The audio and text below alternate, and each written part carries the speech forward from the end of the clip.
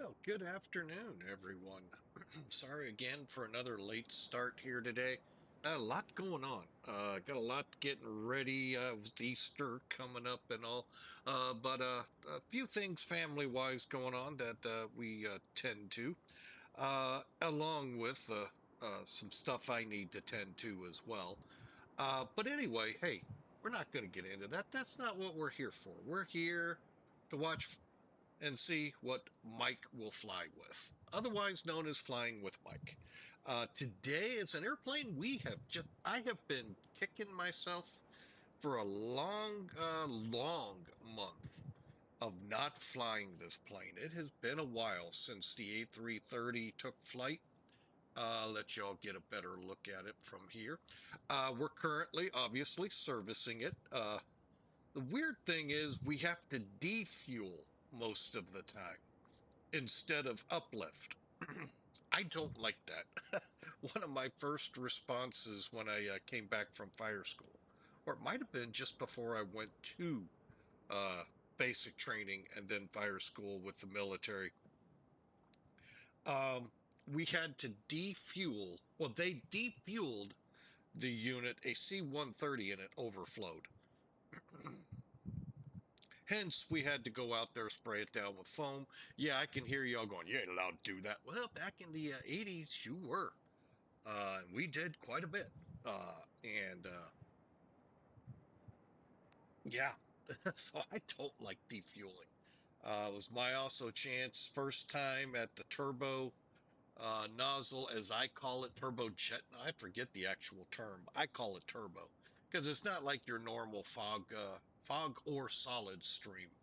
It's just this long tube, kind of like the turrets of the day on the P4s and P2s, on a handline. Kind of. Not the same size, but kind of like it. And when you open that thing up, oh my gosh, you thought you had pressure on a solid bore stream? Huh? You ain't felt nothing till that one hit. 220 psi and that, oh Lord. Yeah, at that time I was only like a 120, 130 soaking wet weight wise. My supervisor literally had to pull me down because it was literally almost taking me off the ground. So that took a little bit to get used to, so I didn't need that all the time. Yeah, it was, you ain't had kick until you had them. So solid bore on a 2.5 might be comparable. Might. I'm telling you, it packed a punch, but we got the job done. That's all that mattered. Anyway, uh, let's get back to the subject at hand. The A330-900 Cathay Pacific, sitting in, of all places, Hong Kong. Go figure, huh? And we're preparing a flight to Osaka. We're kind of we're trying to keep up. We're a little behind, but we're going to try this year to keep up with the amazing race. I don't know if you watch this show. I like it. My wife likes it. I like it to see, one, where they go. I do like the challenges and all, but boy, where I would have fun with this race is the potentially, I say this, getting from point A to point B. And sometimes point A is Hong Kong and point B is Osaka.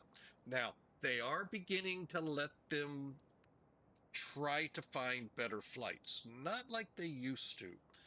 They used to have almost carte blanche, and it was fun because sometimes the direct flight seems the best flight and sometimes not. All depends on times and all. So, and other factors unbeknownst to the contestants. So, I really like this show. And if you're here in the US, it's on CBS. I think yesterday was Wednesday. So, look for it Wednesday nights. Abroad, hey, look for it on your streaming networks. Sure, it's out there. It's a great show. And the challenges, wow. Especially if you go way back to the beginning. That's when it was kind of interesting. So, it was, that was what I wish we kind of saw still today. But I'm sure the people there at the CBS headquarters say you got to do it this way. So, but anyway, I like the show. So we're going to try and trace as much as we can when we can. We're, like I said, a little behind. They're going to be one step ahead of us when we get to Osaka. So we'll see what we can do here. All right. Again, it's a Cathay A300, or correction, A330-900 Neo from ToLiss that will take us to Osaka, not Kansai. Kansai is kind of sort of the new international airport for Osaka and the region there. I just happen to like Osaka, so that's why we're headed that way. You know, me, I like the underdog, that other airport. You know, if I have the option to go to Midway, we'll go to Midway. If I have the option to Congonhas, we'll go to Congonhas in Sao or Santos Dumont in Rio, and Reagan versus Dulles, and the Garbage Can versus the other two, LaGuardia, by the way, and other airports of the such. And they're fun. They actually are fun airports to try, especially these heavies on. And I know many of you love to take heavies where heavies should never trod. So, and that's because you can do it on a sim. Hey, let's be real. I get it. All right, so let's get up in the cockpit, get this bird going. I am going to be getting on VATSIM here shortly.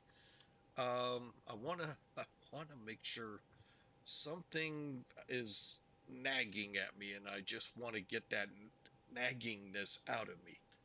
The throttles don't seem to want to move, and I'm scared they're not going to move once we power up. So I just want to make sure. All right, so I did see the fuel truck leave, so we're done fueling. So let's get up here, crank up that APU. Oop, one too many. Waiting for flap open, and then we'll hit that start button. So y'all having a great Thursday? I hope so. It's been pretty good here. Got a new driver's license. Yep, now I'm legal to go be like the rest of everybody and tear up the highways again. So I hope y'all are enjoying. If you're into baseball, and this guy is not, today is opening day here in St. Louis for the Cardinals. The billionaire babies are going to play on the baseball mat. Sorry, I have a lot of troubles with a lot that goes on now in professional sports. So, personally, I wish it was snowing outside. Because, oh my gosh, we can't go out and play in the snow. We might slip. Oh my, you're getting paid $1 billion. Get your butts out there and play. That's part of what comes with the sacrifice.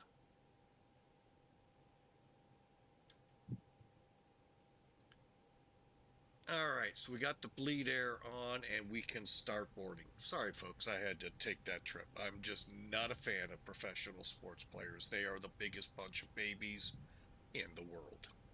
I don't know. I know a few others that might top them, but overall, professional sports.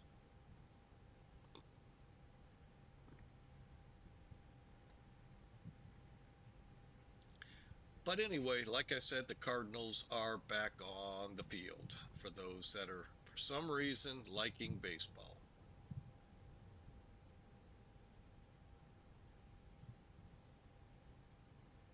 Okay, so we've got the APU on. We've got the bleed air on. So we are now, let's check something here real quick before I give them the go-ahead. Actually, you know what? I'm going to go ahead and release the other two. Oh, wait, wrong one. Cabin. We'll get rid of all of the cater trucks. Okay, and then they'll pull away. See what they hit. Gotta love it. I know they're backing out right now. They gonna hit the wing? Nope. Are they gonna go through the building? Yep. You gotta love rampers, especially virtual ones. Oh, guaranteed to help give a little levity to a day. All right, let's get going here. Battery switches are on. External power is currently on. However, I'm going to go ahead and come off. Guess what? That's another thing I can disengage here. Bink and bink. All right, so we are looking really good for departure. Next up, we got our cockpit lights checked, crew air supply on, and we've done our fire checks, or as I like to call them, sound checks. So let me know how it sounds in my ears. And let's get the ADIRs up and running.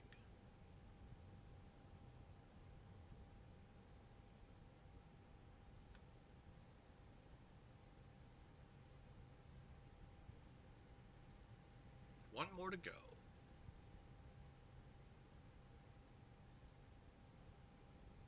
All right, with them firing up, APU strobe lights are in auto. Lost my place. Nav lights are on. We're going to go number 2 on those. And APU master emergency lights are armed. No smoking is auto, or in this case, no portable electronic devices. And APU bleed on. Radios on and set. We'll double check. Engine fire check completed. We'll get the ATIS and the squawk clearance in a moment.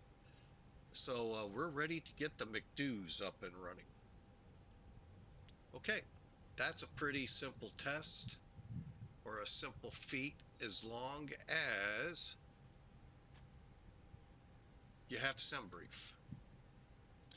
And I'm going to tell you, if you don't, I really will shame you, because that's a free, great product for you to use, and it really will give you really good routes. Occasionally, it'll have some that aren't valid for this airlock cycle, as today's route will show. I'll explain. I had to tinker it a little to get it to work. And that's all AirNac. That's just because the last AirNac, it probably was good, and then they tweaked it, and now it's not good. So that happens every month, folks. So no worries there. So let's clear. And let me go ahead and bring this one back up and clear. First thing I want to do, and then we'll pre-flight this, bring charts in. Usually I have this done beforehand, but I thought, some people don't, may not know some of what charts can do.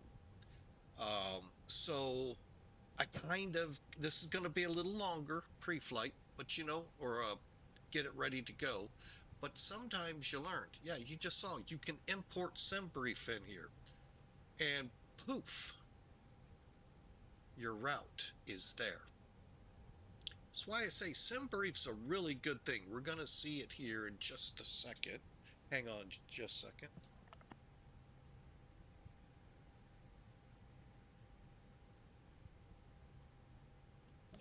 I thought the wife had something for me. Sorry, folks. Besides maybe a knock upside the back head, like usual. Yep, and yeah, it is raining now, so. All right, but yeah, if you didn't know that, you can, through SimBrief, get your route here. All right, let's get up here, go to get what we need, our charts, which will be parking stand coordinates. I think we are S.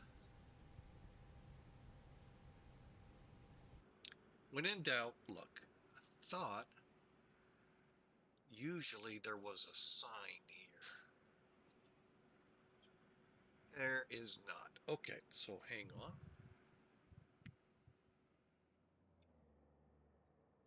All right, we are in, I think,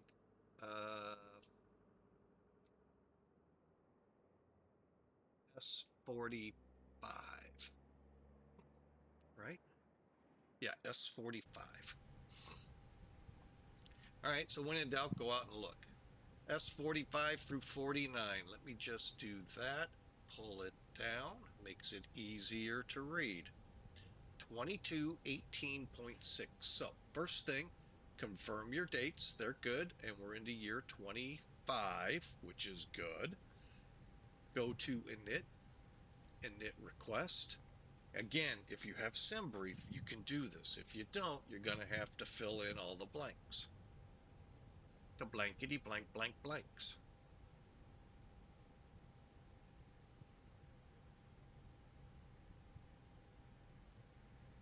Okay, there's everything in. Clear, clear, and clear. All right, so now we'll come back to this in just a second. Let's go to an IRS init. And now let's make sure our latitude, which again was 2218.6 north, adjust. Line select will move that ability over to your longitude coordinate, 11355.6. So we gonna have to we said 55.6 east. So 11355.6 east, 2218.6 north. Click align, confirm, brings us back. Now click wind request, and that just loaded our winds in for this flight, for this climb. And then we could do it for every so often along the way to update our cruise, and we're good to go. All right, so as you can see, we are flying from Hong Kong to Osaka. What's RJOO? Okayama. Not sure. Oh, okay, it's not far away. That's our alternate for today. Flight number 1572, 317 people, cost index 34, and we're going up to 39,000. Pretty cool, huh? Nice program that is. Let's bring Sim Toolkit in though real quick. SimBrief I can put on there if I'd like. Well, I did, but you don't have to, and that's just with this little thing. And what that allows you to do is now use this program and go to SimBrief and see what you need. All right, so you can see one feature. Now, Sim Toolkit's not the only one that can do this. Elevatech coming will be able to do it. Valanta does it. Anyway, you can zoom them down and get a lot of information if you don't have time to pull your chart up and you have this. Whatever. Usually it's not this that's available very easily, but it could be. And you can see your taxiways and all. All right, but as we come out, we're going to be taking off, by the way, probably 7 center, unless they change us. And we got the dumped 1 Tango departure to dump it. And there's part of it. So that gives you an idea. Do we have controllers up? I thought we did. Oh, he went to bed. Dang it.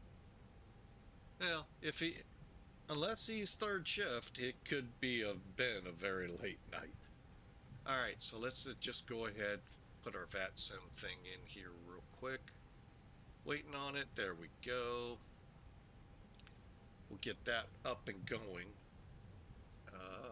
We're looking for our RNAV information.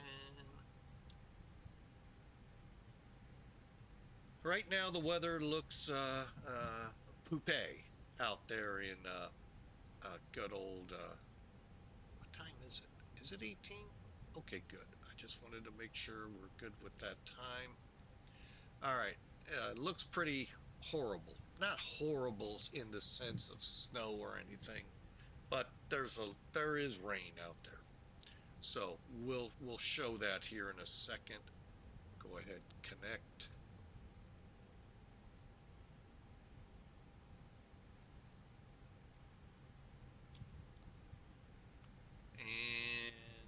A339.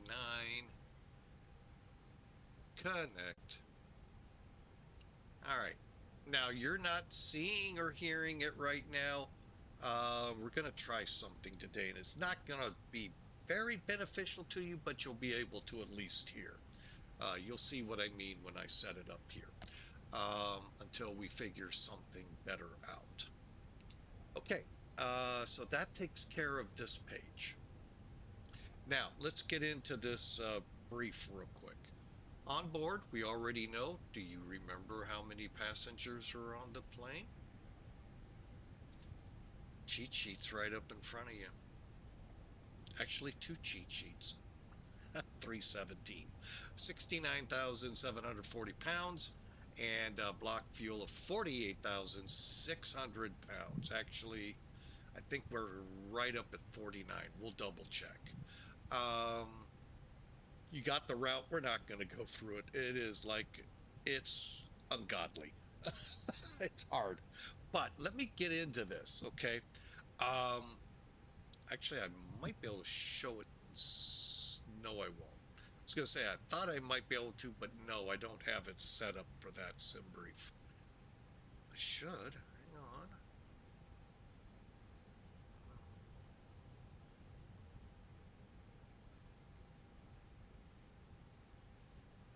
Oh, I can't. All right, yeah, what I was going to do was show you the different routes you could have chose from down here. But this isn't the page you choose on it. I'd have to edit, redo, not doing that. So, sorry.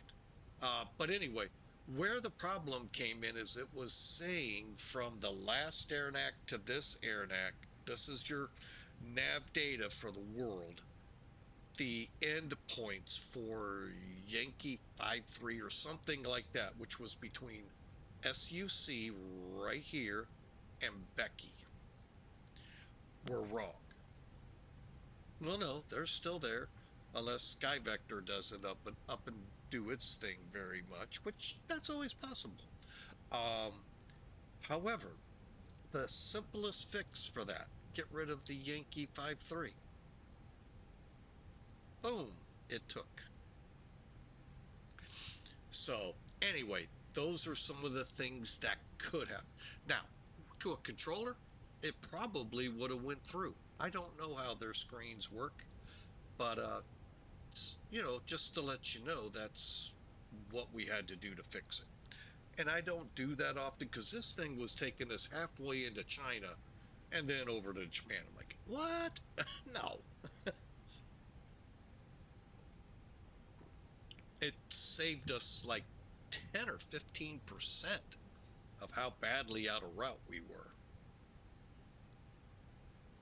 All right, so Hong Kong 39,000, cost index 26. All right, weather time. Here, it's pretty much not a big factor, the wind. It's kind of variable, it's kind of calm, but we are going to plan 7 center. Could do 7 left. Might be tempted. We'll see if a controller comes back. But again, it's not bad weather here. Few clouds at 600, scattered at 3,500. No rain, no significant to worry about. Osaka on the other place. Well, yeah. Cool. It's VFR. I think 5,000 meters keeps it still VFR. However, it's currently got a northeast wind 030 at 5,000 meters, rain, mist, 800 feet few, 2,900 feet scattered, and the ceiling or broken layer 3,500. CBs, thunderstorms. Yeah, it's going to be fun. 18 and 17 for our temperatures, and yeah, it's stormy up there. So we'll have fun, which probably means our alternate's the same. So, you know, it is what it is. All right, so let's get going. All right, so now we've got this. Our ADIRS has aligned.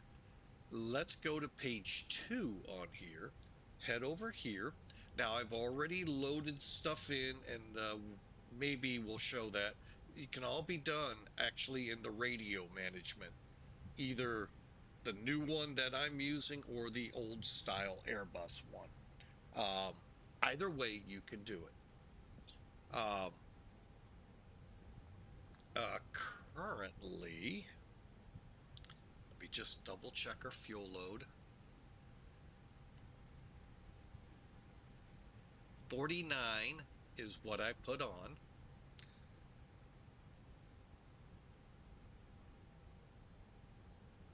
Okay, and our zero fuel weight currently is 4664, correction, 366.4.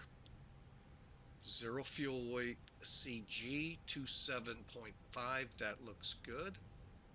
All right, and that gets our numbers adjusted just a tiny bit.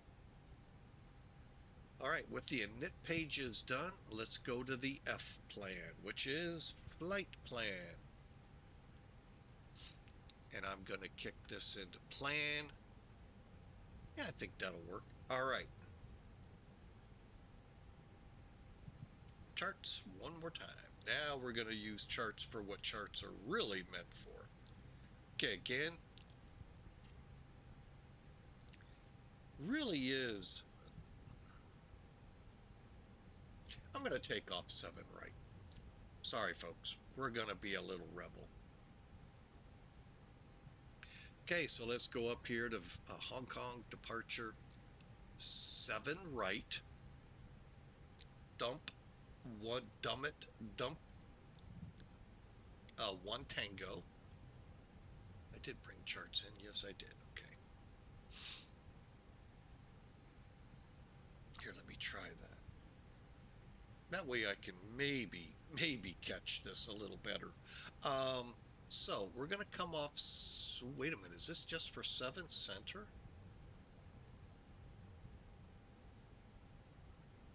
Wow, I didn't know that was a thing. Let's find out.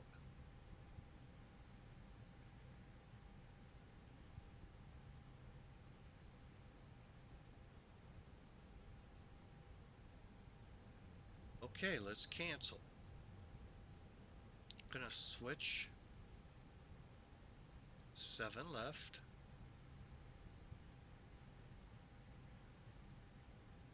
Oh, I don't think we have it.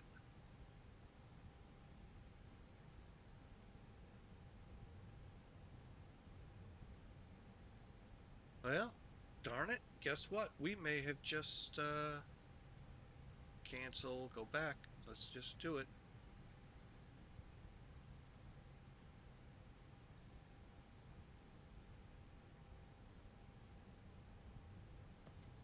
Okay.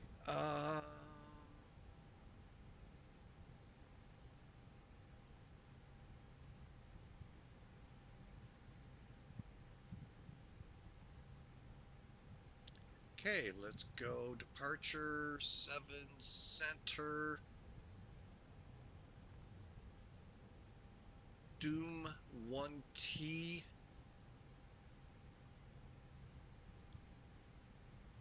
I like to make sure, yeah, Doom 1 Tango, okay. No transition and insert. All right, well that stinks. So much for that idea. Trying to be a little rebel here and it won't let me do it. Shame on you. Long taxi, that's okay. So let's just kind of walk our, well, you're not seeing this, so hang on, I'm walking out. All right, so that got us set to there. I'm just kind of looking as we go up here to Osaka. I'll be honest, I don't know if we have an actual approach or not for this place. So let's take a look. Wrong one, cancel.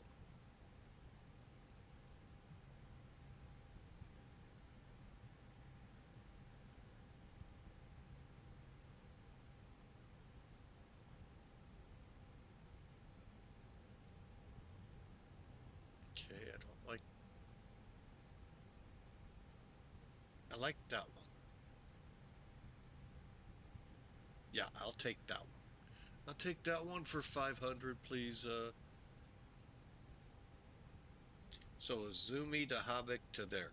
Also, if you noticed, it does put, oh, that's the actual, is that the actual approach?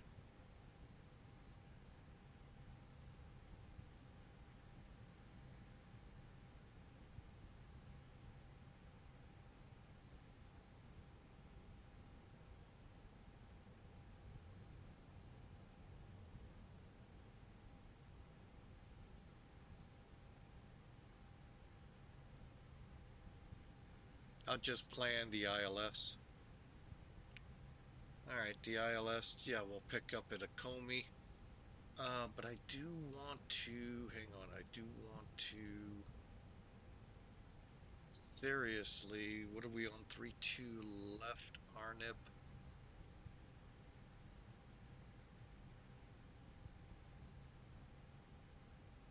Still possibility. Let's put that in there. Okay. So why I did that, I kind of thought I saw something that was working off of our fix Izumi, but I may have misread it. Might have been Akoma. So that's fine. But I've got it in there. All right. Again, we don't have any ATISs showing, so no ATC to help us. Marginal conditions at Osaka, the blue light, MVFR. IFR. How do they? I don't get some brief sometimes. How do they call that one an alternate? But anyway, so we got that in. So we're going to do the same thing. Click here, click arrivals. We're going to plan ILS 32. Now, the star is called Habik, because we're going to rage no via and no transition. All right, so let's look at this. Where are we? Kane, Izumi, Habik, Ikoma, Meadow, and then into the runway. Okay, and then back to Izumi for the hold. And then here's our initial to how we're going to get to RJOO and our job. Okay, and that's all we got to do here, folks. We're set up. We'll put these back and we'll pull charts out. Now the fun part. Oh, we have one little part. Okay, we're good to come back. The performance page. I like this page. Go to takeoff performance. Let me pull up the Hong Kong METAR. That's 26 minutes old. 0707. That's significant enough that I will put it in.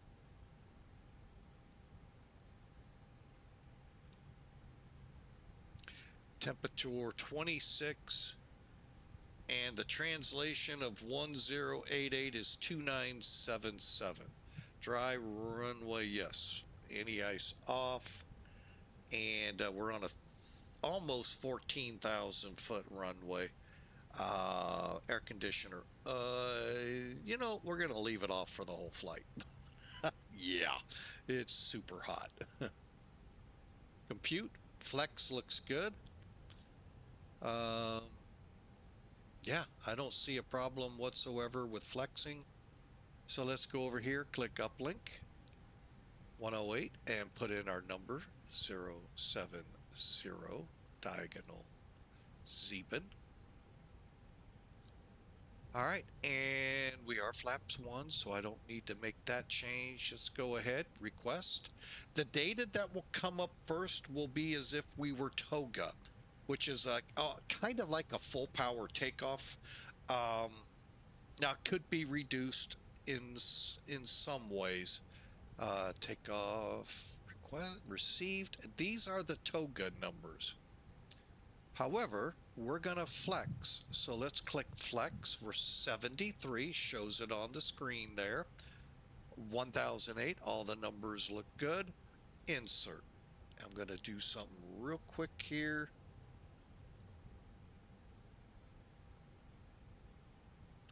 Pretty sure he has this airport. If he doesn't, hey, no skin off our back, but I'm pretty sure Black Box does, and oh, it is not updated.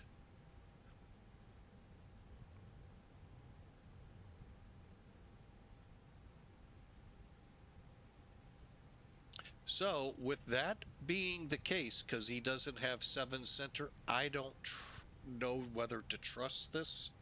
Technically 7 center was 7 right at one time. So we're just going to leave the numbers here, thrust reduction, acceleration, engine out, ACC, leave those as is. Transition level is indeed 9,000, and we're ready here to go. So everything looks good. All right, and let me check.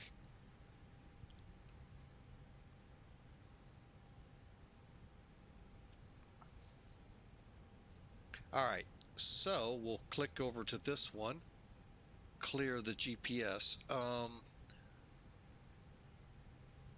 Pilot side will stay on the perf. First officer side on that. And I think we're ready to go, folks. Hope you are ready. Always like to bounce back and go, huh, not bad. Oh, wrong one. There we go.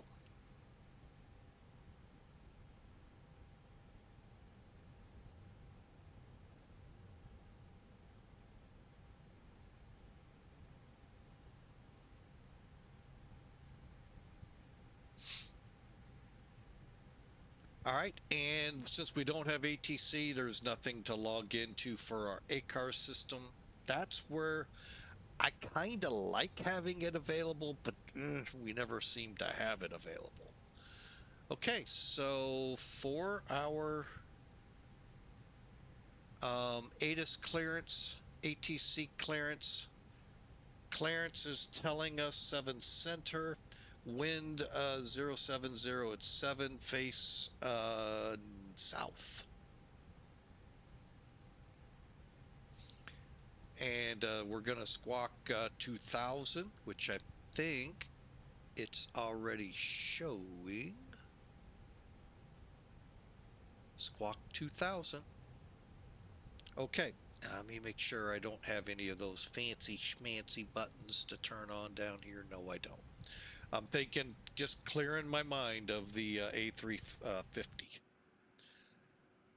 All right, we're ready for the push. Okay, let's come here.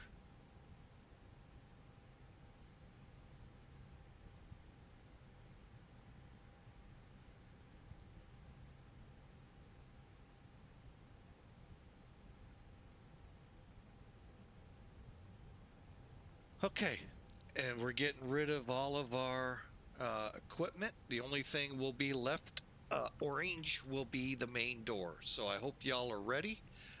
We're just about ready for pushback here. Everything's in order. Just doing a quick double check.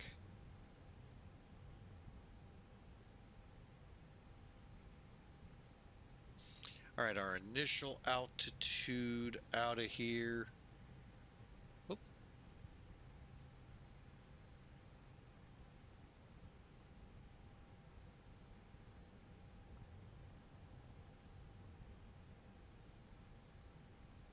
5,000. Expect further when instructed by ATC. When you get out of my area, climb.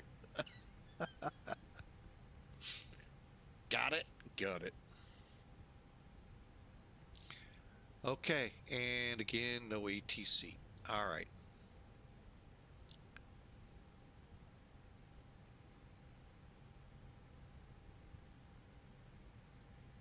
All right, let's get up here. We're starting into it. Okay, everything's gone. Let's go ahead, get that main door closed.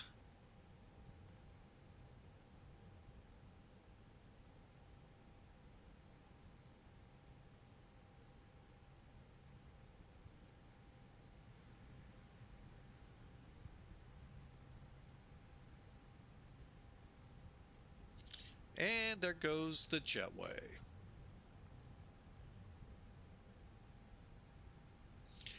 I thought Hong Kong was one of the airports they set the dual jetway system up on, but obviously I was wrong. Okay, let's head up top here, fuel pumps.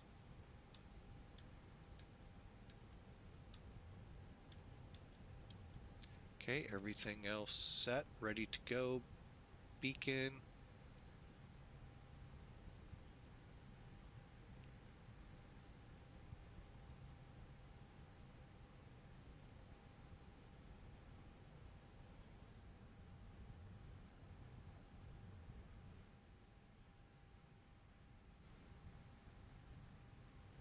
Hey, who said those clouds could start coming in?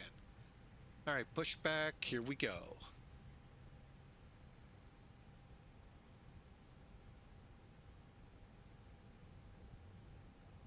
Hey, Captain, let me know where you want this thing.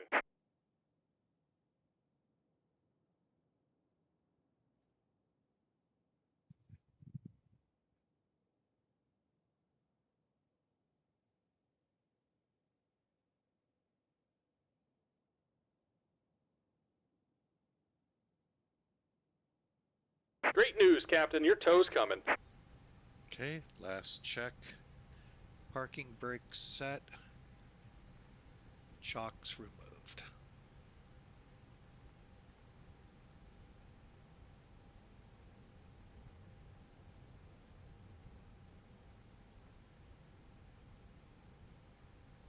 All right, looks like the doors and hatches are closed and we're ready to connect. Cleared to connect, face south. Where is this box guy?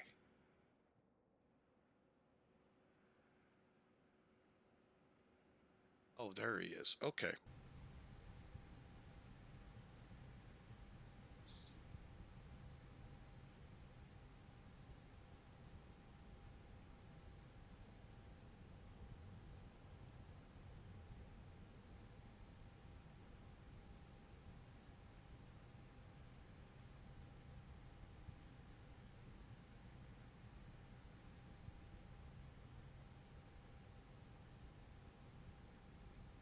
Welcome aboard, Captain. Tow's connected, bypass pins inserted. Go and kill the parking brake when you're ready to go. Hong Kong traffic, Cathay, 1572 heavy, pushing back Sierra 45 to taxi to 7 Center. Here comes the pushback. Light 'em up. Okay, put that in ignition start. I give it just a tad. Push back here.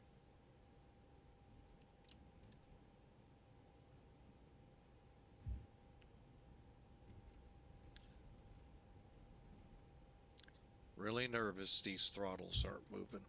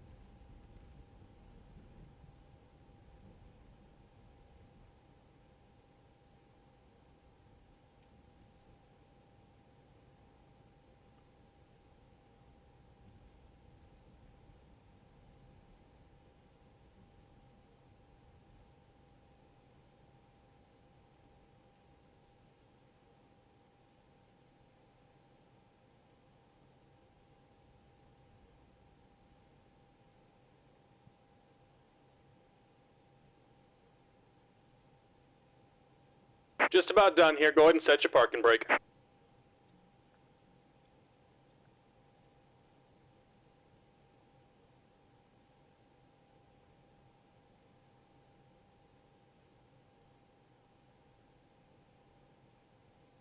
Okay, brake. And we're disconnecting the tow. Give me just a moment.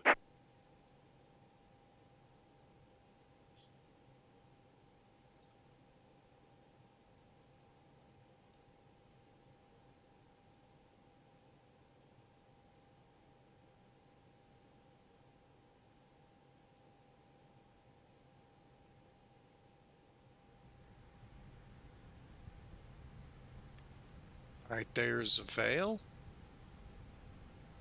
Get a 3-minute counter going. All right, after engine start, we'll put the engine mode back to normal. All right, up to the top.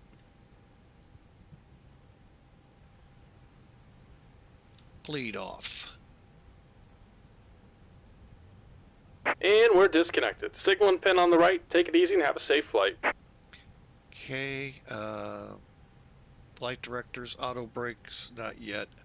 Let's come down here, arm up our spoilers.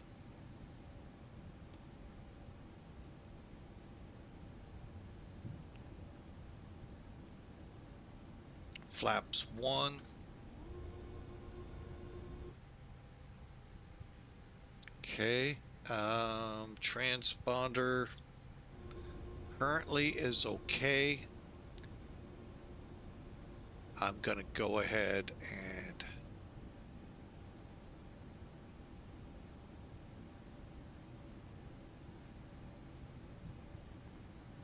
okay.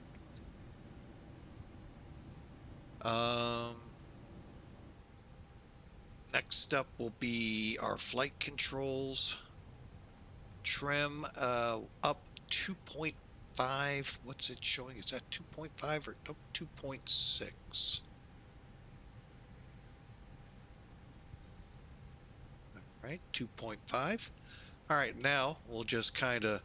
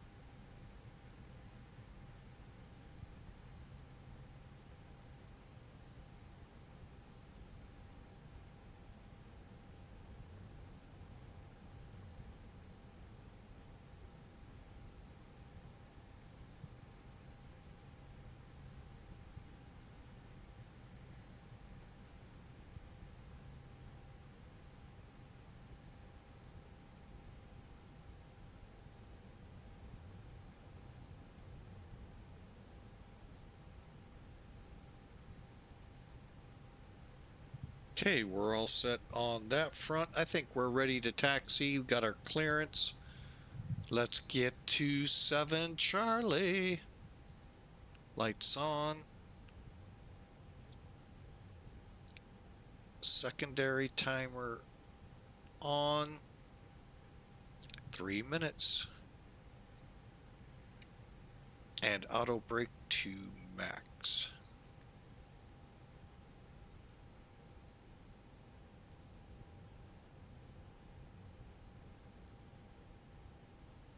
Okay, everything's ready to go. Let's see how the throttles respond. Oh, great.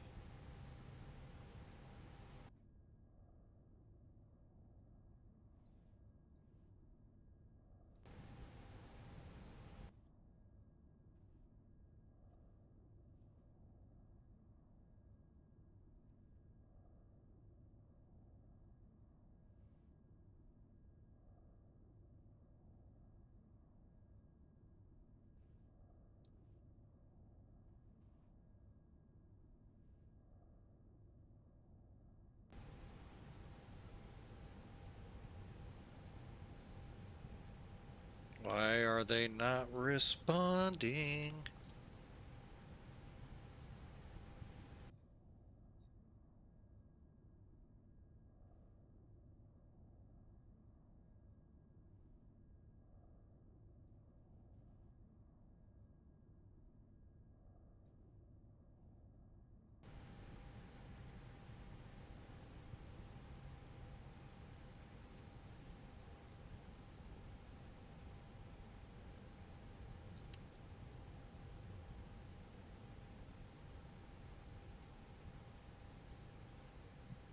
I had a bad feeling.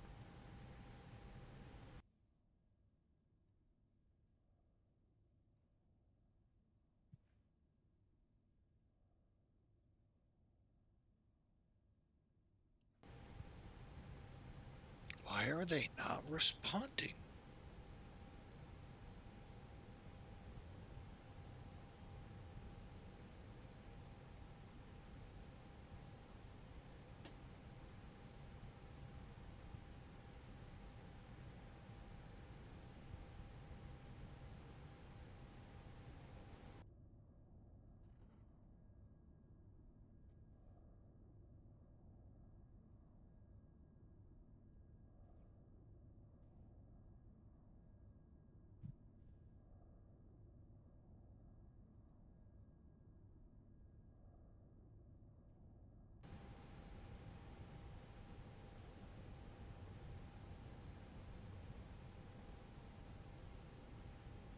Really hate to have to cancel the stream. What the heck?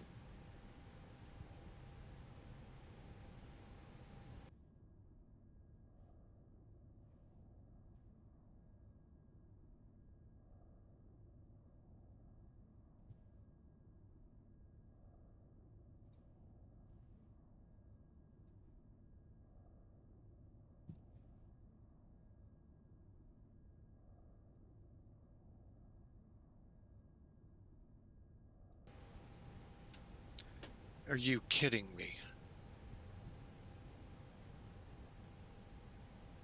As long as they both move, I'm okay. Alright, so for some reason now, I don't know why, I had to set my X52 for throttle 1 to get them both to move. Don't know why. Don't know how that changed, but it did. Alright, sorry for the delay there, Hong Kong. Cathay 1572 Heavy taxi to 7 Center. Had a throttle issue.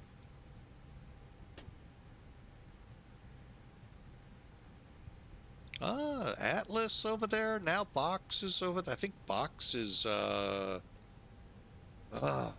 one of the DHL airline codes.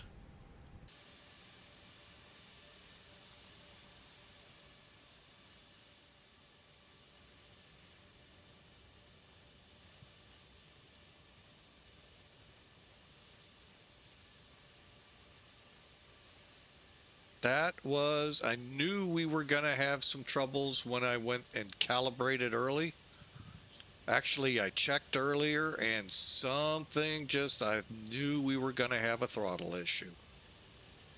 Now, hopefully, it won't be that way for every airplane. Matter of fact, give me a second.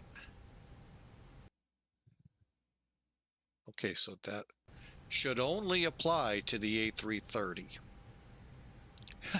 Because yesterday's flight in the 767 went really well.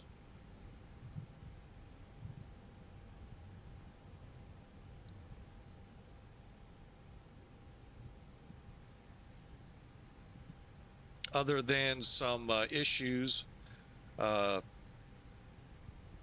not to where I can't fly the plane. But there are some issues that need to be addressed at Flight Factor with at least the Dash 200s. Whether the Dash 300 version, I don't know.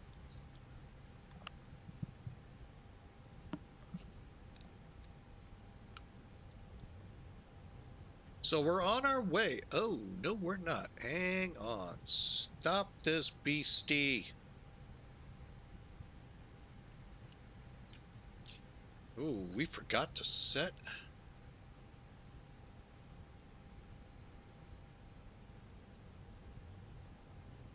Get our ACARs running.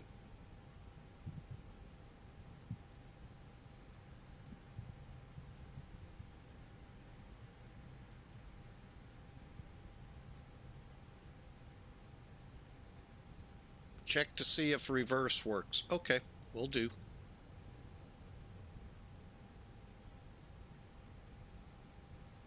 Oh, really?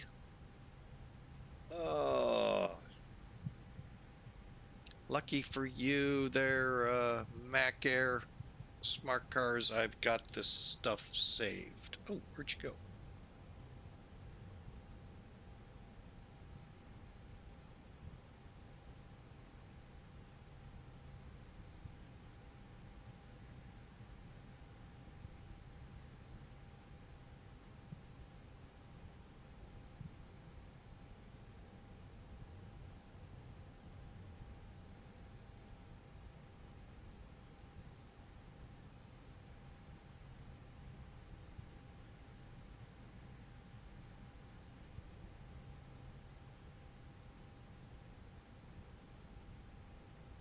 Hang on, we are checking one other thing here real quick. Yep, we're good. All right, get back under taxi. Brakes off. Here we go. Let's get up to some speed here in this taxi, say 40, and then we'll put her in reverse.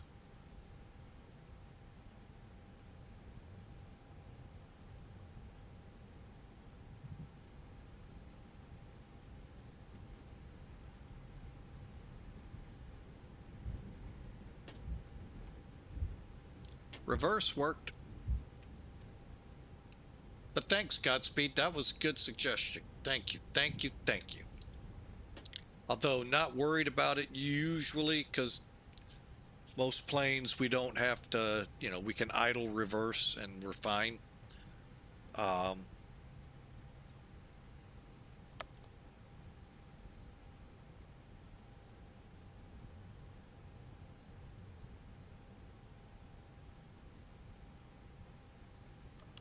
All right, the missus came up. I thought she might be transferring headquarters for her office back to our office, our studio. Have our studio guest back in here.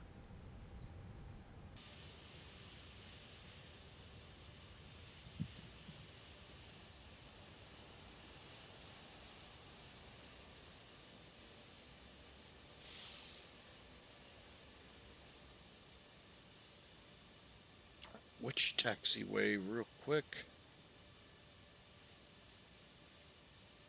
Let's take...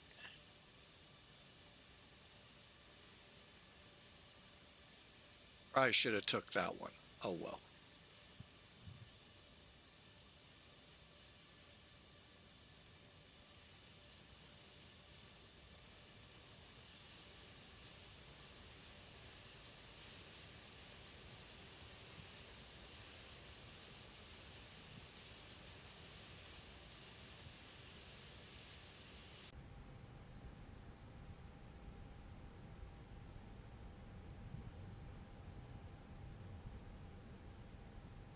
Yeah, I meant to be on Bravo, the one to the left. Oh well, we'll take her down. Ain't gonna hurt us too badly, unless, you know, a bigger plane gets in front of us. Law of gross tonnage always wins.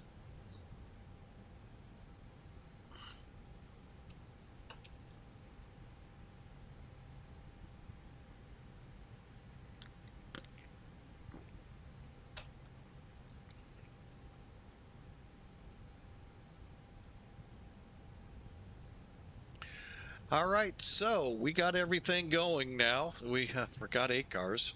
Almost forgot. We still would have flown. That's trivial. Um, but yeah.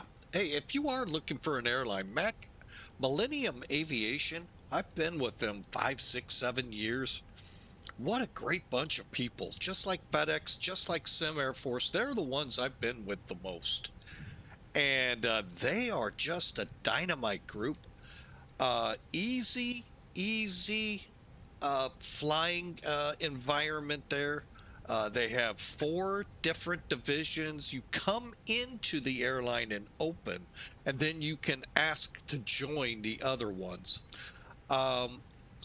You come into the open division, which you'll find, like most virtual airlines, has a schedule, a whole litany of flights, whole litany of, hey, Azul, welcome in. I mean, just an amazing, you can fly just about any airplane, you can find any livery, and it's good to fly, so long as it meets criterias, for their substitution. But it's unreal. But if you can't find the flight you want, for instance, this one, with an A330, join the charter division and make the flight. That's what I did. Or join the cargo division, fly it as a cargo. The other division is historical. If you like flying the historical aircraft, like the 727, the 707, DC-8s, if you have one, please tell us and explain where you found it. DC-10, I'd love to find that one too. Yeah, there's a division for that. And for those that want to improve or better themselves in the virtual world of flying, there's a pro division, and Chek rides and all of that are inside it. I think we don't have to go all the way down, or should I? Nah, we'll cut it off here. So yeah, check us out at, hang on, I thought I'd put that up, and I didn't. Just check us out at macairvirtual.com and enjoy. We do have a great ACARS system. It's just a great airline all around. I have enjoyed being there all the years I have, and it just is just fun. The destinations of the month, they can get kind of tricky, which I like. They make you sometimes have to fly those planes you don't like, those single engine piston prop planes. But the destinations are fun.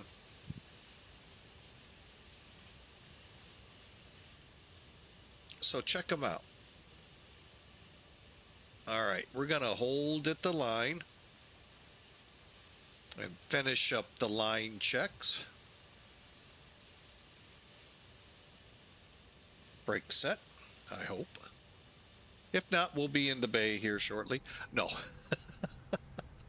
So, Azul, I hope you're having a grand day. Thank you for saying hello. All right, 2 things before I hit this checklist.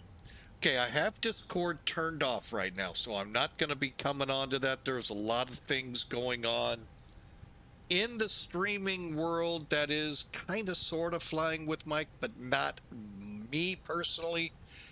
In the streaming world, I'd like to just keep completely off flying with Mike and deal with it elsewhere. Also, I have brought Spotify into my audio mixer here on OBS. So hopefully the music didn't blow your ears out when you tuned in. We're going to be checking it here, don't worry.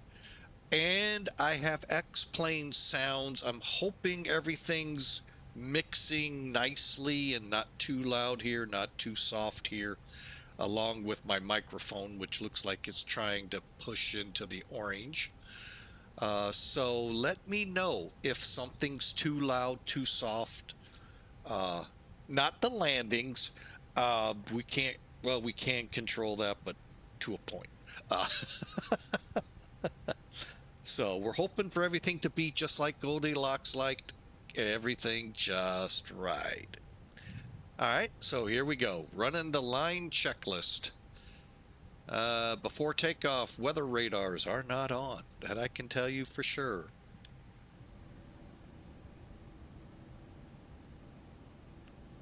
Okay. It's possessed. Rudder trim. Hit the reset button. Where are you, rudder?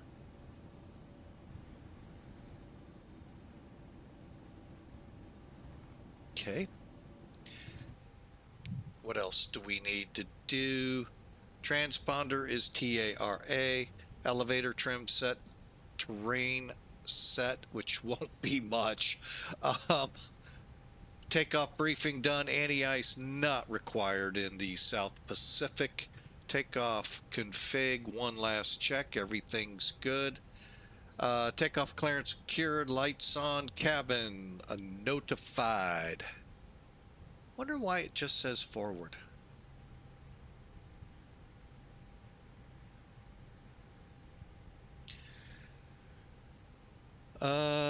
Takeoff config should be normal, and ECAM blue. Yeah, not yet. All right, so lights on.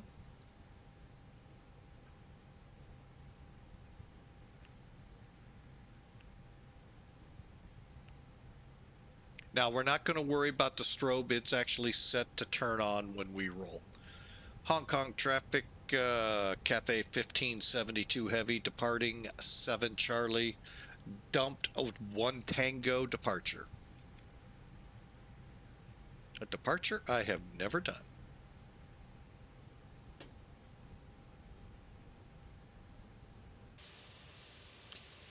And if anyone out there knows how to get rid of these lines in the fuselage behind L2 and just past the wing route there, I would sure love to see them gone.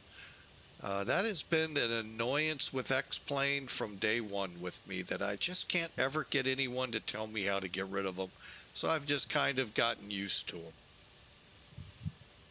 But if you look there, right behind the C, there's this line going over the hump of the fuselage. Same thing back here. Sorry, I got to get in here to make the turn. And I'm pretty sure I'm going to hear it's the livery, man. It's every livery for every plane.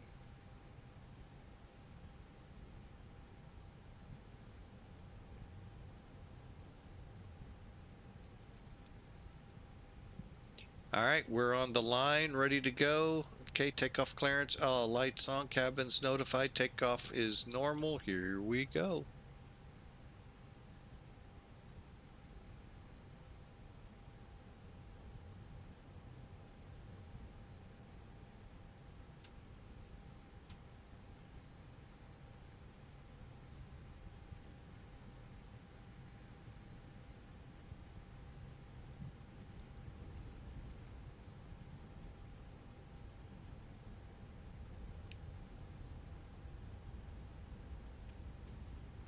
Okay, 80, 100.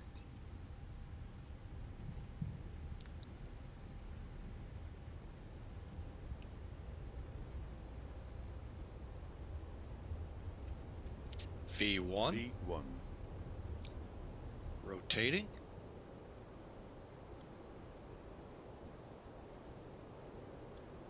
Got a positive rate of climb.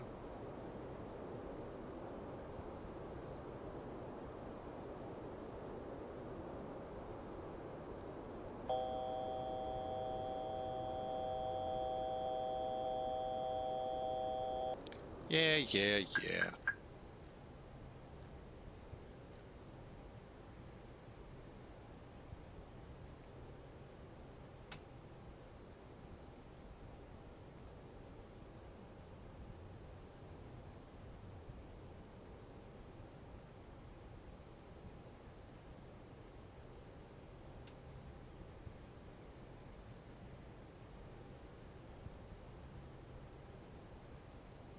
All right, got into the clouds pretty quick. I bet Fox World know that answer. You know, I might ask him. You're good thought there, sir. Thank you again. Godspeed. Glad we have you around.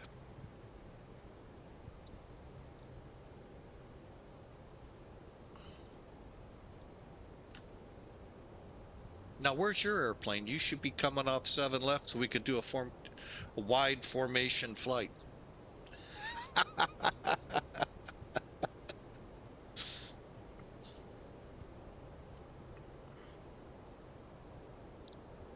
Wide enough so we don't get into trouble with VATSIM.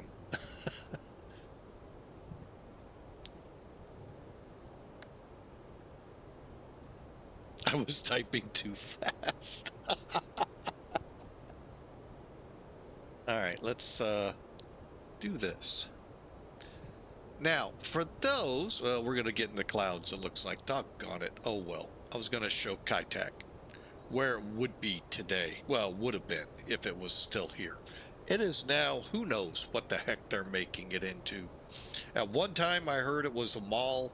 Next, I heard it was a marina of some kind, and I have no idea what they're doing. Maybe they don't either.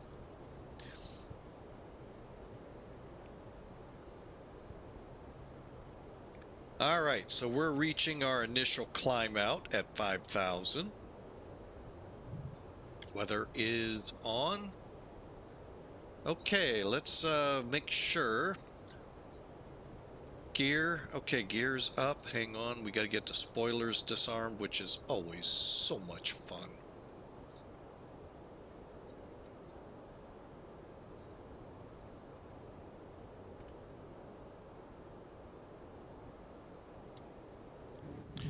All right, Godspeed. We'll see you in a few. Good. Spoilers stayed down. That's always a good thing as we make our turn. May have to make Mr. Godspeed a moderator.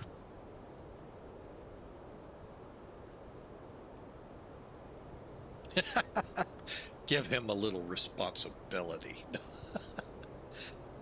Good man there.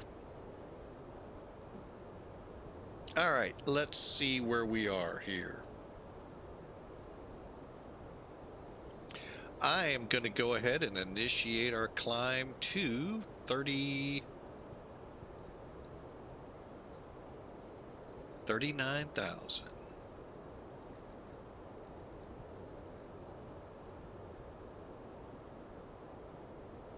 All right, one thing they've done with the A330 that I'm still on the fence whether I like it or not. It doesn't matter because it's there. Instead of just, you know, clicking with one dot, if you got one dot with your cursor up here, you can click to get manage. 2 dots, you're in open climb. Here you got to actually, and it's, again, this is why I'm on the fence on this one. You have to push it in or pull it out with the mouse. And I'm kind of on the fence, and I'm wondering, I didn't see anything in the documentation to say we could override that, but I kind of like the way the other Airbuses are. Something tells me, knowing ToLiss, they probably put us a way to do that, but who knows? Again, you just gotta fly the plane. Oh, and then you're gonna get to the A3 19, 20, and 21 and go, why is it not working the same way? So, my luck, they'll update it to where it works like the 330. So, anyway, it doesn't matter. We're climbing out to 39,000. And we are about to hit. And the same thing here with your altimeter settings. You got to push the knobs in or pull them to get what you want. And it is, I just like clicking and going.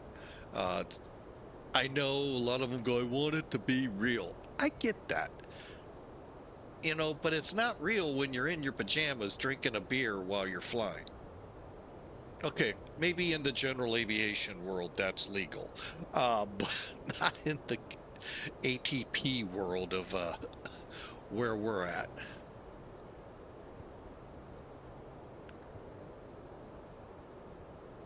Oh, I gotta pull it.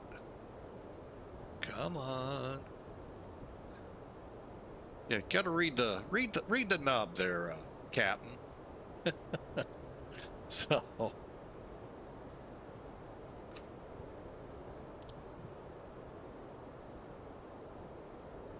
oh, all right. So here we go.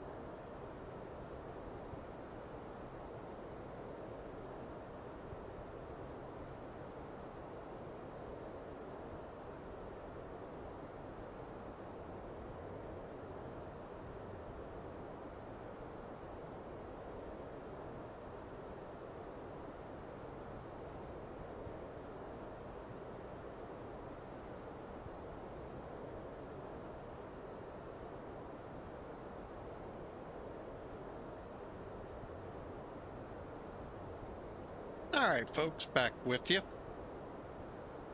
All right. And yeah, there is a deal.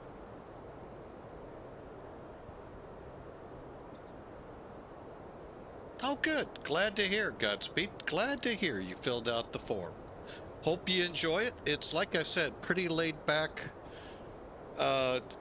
Just about any aircraft is out there for you. If you have it, they probably have it in their drop downs, and airline, and I mean, it's not airline specific or anything. You'll see it's really nice, easy kind of way of doing things.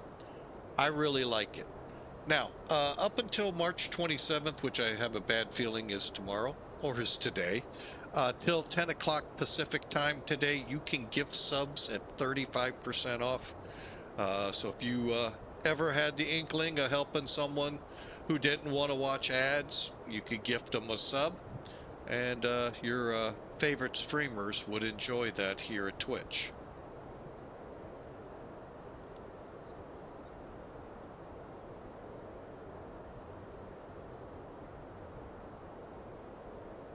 It says it's raining outside, and no, it's not. Whoever's reporting that needs to be tarred and feathered. Make a note of that.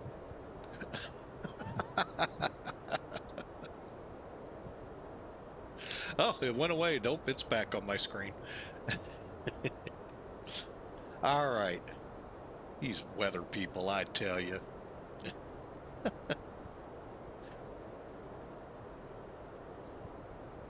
I made my hub Fairbanks.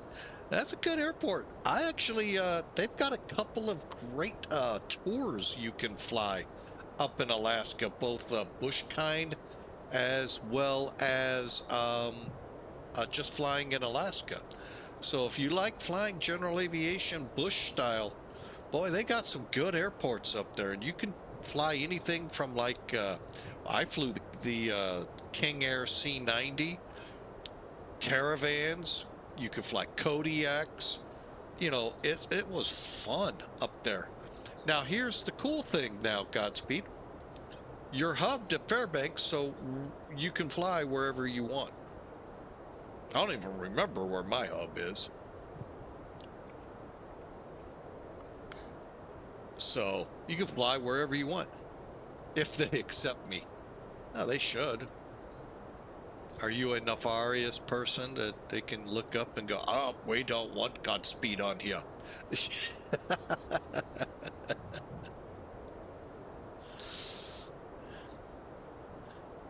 They should.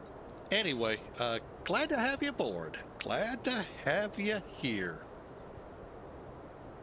Like I said, folks, it is a great airline. And by the way, if you happen to be remembering, I haven't seen him release a video in quite a while. Captain Mac, I know he helped me, unbeknownst to him, get me streaming. So if you have someone to blame him. No, but yeah, he actually helped me pull the trigger to go live, even though he doesn't usually go live. And I've been doing it ever since 2020. You would have seen him. He had a huge following. By the way, he is the man behind Millennium Aviation, Mac Air. Great guy. Flown with him a couple times, as well as watched a ton of his videos. I know life has him tied a little bit, but I know he's still out here every now and then flying. So, but unfortunately, just not recording and doing what he did before.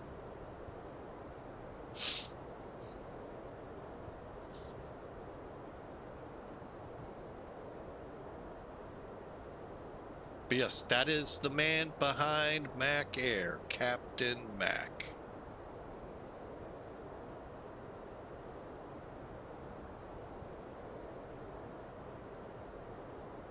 Between Captain Mac making it look very simple to do these streams, which by the way it's not, to Hawker just pushing and pushing and pushing, yeah, those are the two you want to blame. Great people indeed.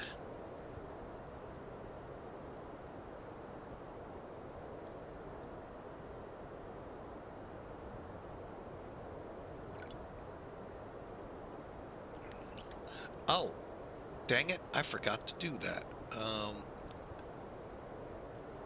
Put that up here.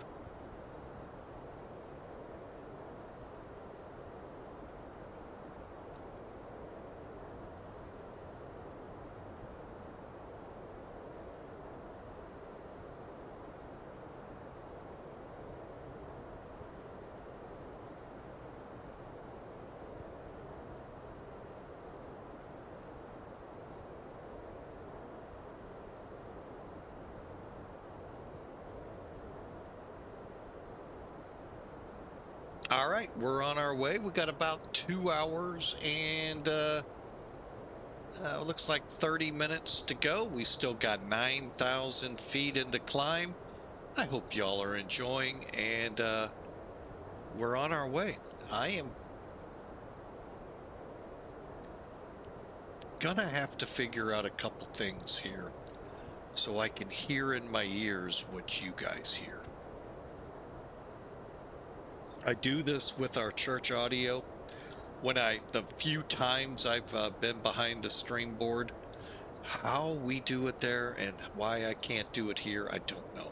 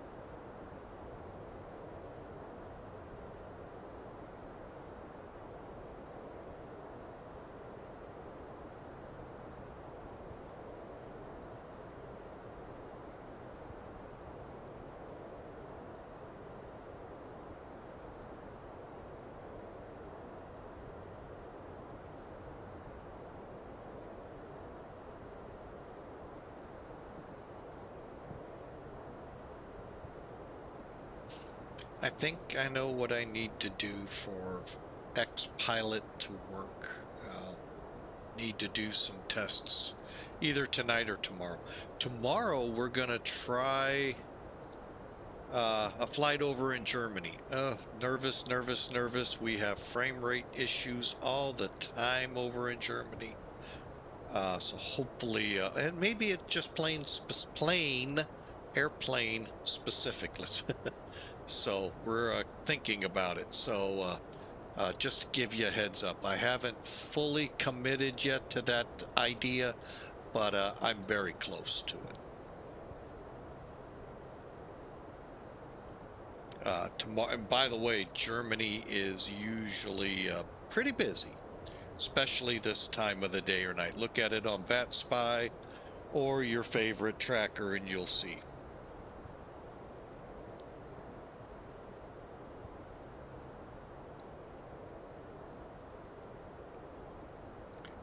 All right, where was Giant going? Oh, Giant's got a nice flight ahead of him. It's going to Anchorage.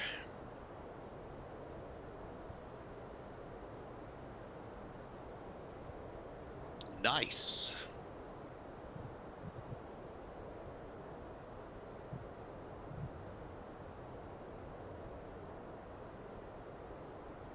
But for those that are hesitant with VATSIM and all, you know, you fly over here in the Far East. That's part of the fun, talking with controllers. But I get it. You get a little nervous, but you can get your feet wet at least flying with other pilots over here in the Far East this time of the daytime. Ooh, why did I just click? There we go. As the Far East. Ooh. Who is this guy? An A320 headed over to Taipei. Anyway, this is when their ATC, if you think about it, they're asleep right now in the Far East, in Japan, China, Hong Kong, Singapore. They're pretty much asleep at this hour.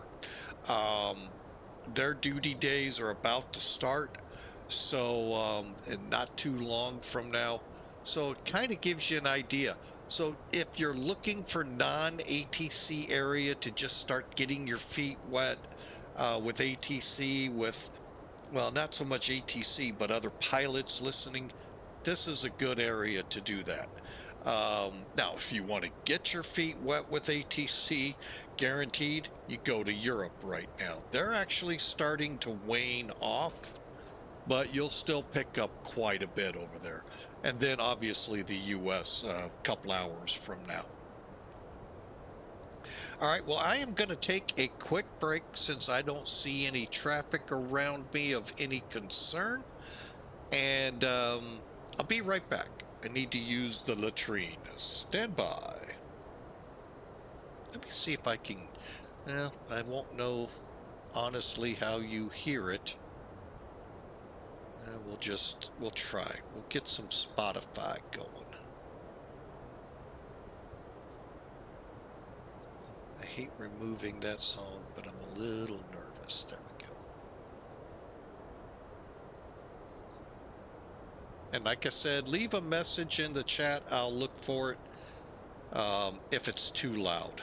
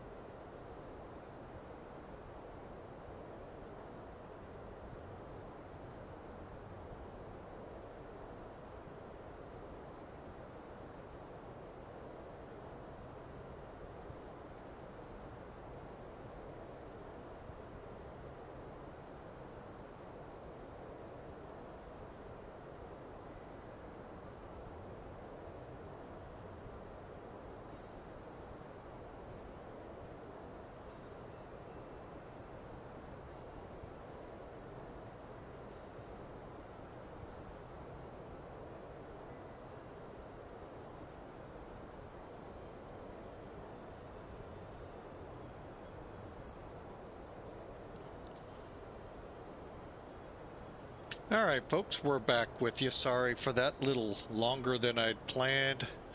Knocked a couple of other chores out.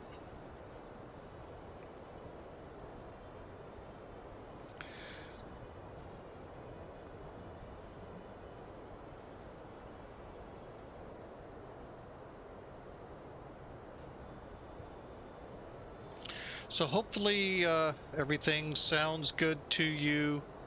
I'm going to have to work on how I can hear this through my ears, like I do at church, so I know how the stream sounds, so I can better mix the information. The X-Pilot is up because right now that is the only way to hear ATC. When they come on, you'll all be able to hear it. I can hear it, no problem. I don't know why you can't. But anyway. So, but we're level at 39,000. All right, we can get those lights off, I'm pretty sure. I don't think people are looking for us now.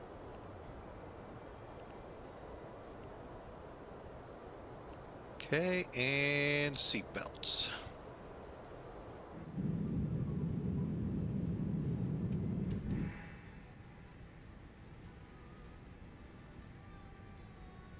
But you're in the A330-900 from ToLiss. Highly recommend this plane. Highly, highly recommend. ToLiss is an outstanding company.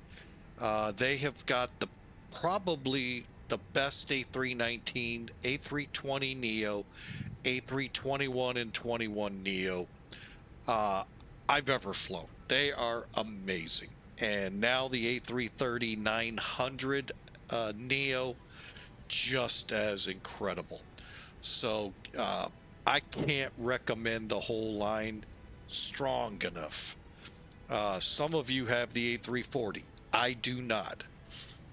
So I can't recommend it because that would just be wrong, assuming ToLiss, would make it the best. So, but these are remarkable aircraft that they've done. And there are some rumors out there and innuendo. I don't know any of the validity to if the 350 from Flight Factor will be improved with their help or if they're going to make their own. So I don't know any of that. They kind of keep me out of the loop, and I don't know why. No. I don't get it. So, but anyway, they are a fantastic group, and somehow that window changed. There we go. Oh, it was this that changed. Okay, I was trying to figure out what changed. So, but anyway, let's take a look. It moved. Let's move.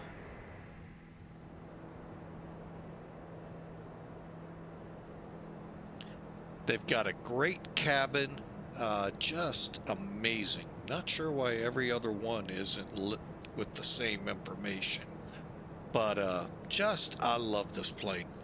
I just don't get to fly it enough, and it is fun.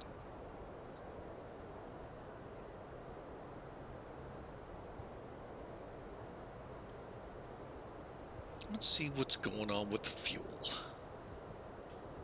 Fuel, where's fuel?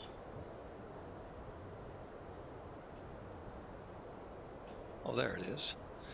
All right, they're saying transferring. Must be, not sure which pumps are on.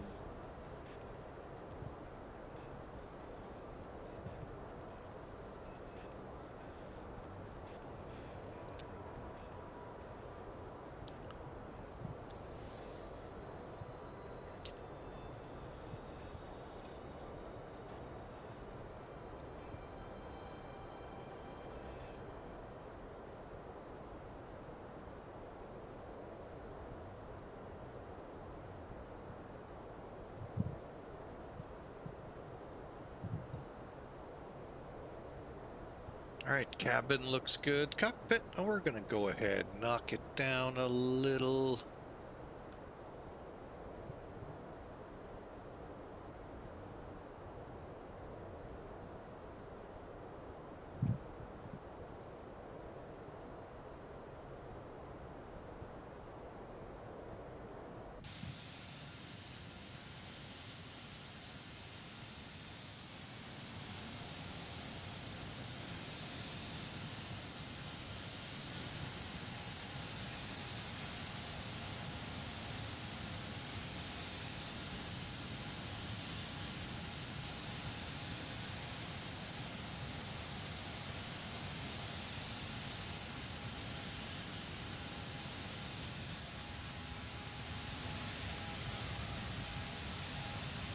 There you have it.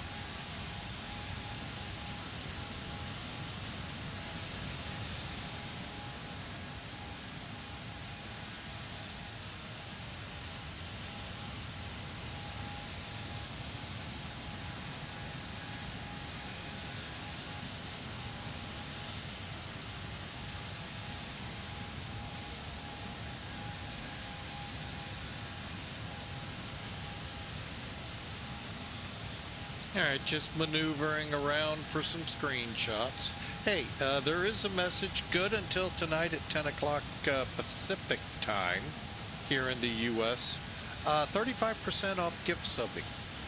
So if you want to help a friend out that's not able to, wants to get rid of the commercials, wants to support a channel, but yet just can't fork over the money needed to subscribe, which by the way is $6 now, I think. But anyway, you could always gift a sub and get 35% off for yourself while supporting both the stream and the viewers you're helping out.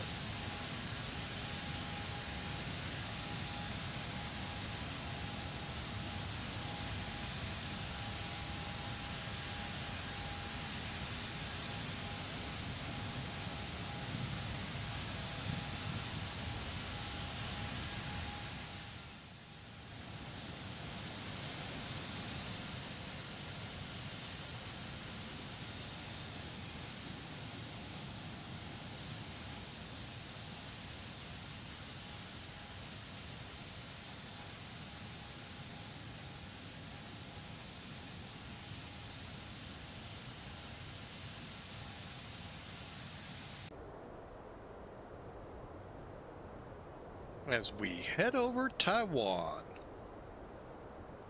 Hope y'all enjoy the ride. We're headed to Osaka, the original airport here in the Osaka Kansai area.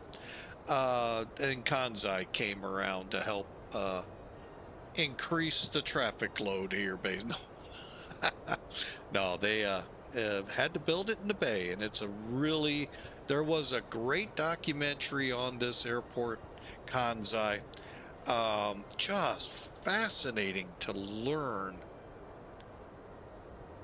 why it was built in the harbor or in the bay versus on land, why they actually built the island it was there. It's a whole story behind that. It's just incredible.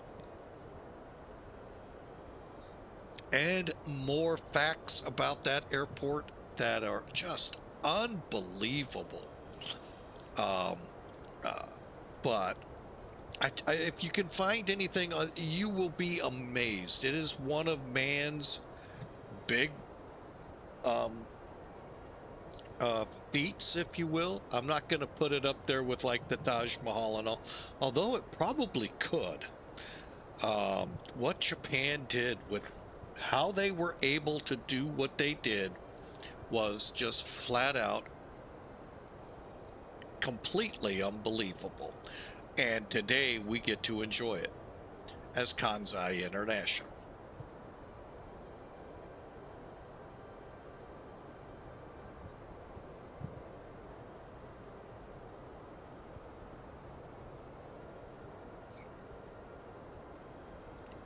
I can give you a couple of the big ones. When the airport was built, I think it was 50 feet above sea level and was sinking. As you would expect, you know how construction works, everything settles. Well, the airport was settling, and yeah, it was sinking. What the engineers had thought up ahead of time will blow your mind away. How they overcame that issue, and a lot of others that came up. Well, what do you expect? You're building it on water or out in a bay, making an island, making it suitable for an airport. So really, like I said, I recommend several shows like The Amazing Race, but I do recommend any chance you get to watch anything on Kansai, RJBB, you will just drop, your jaw will drop. It's just, at least mine did. Whether yours will do, you know, that's hard to say.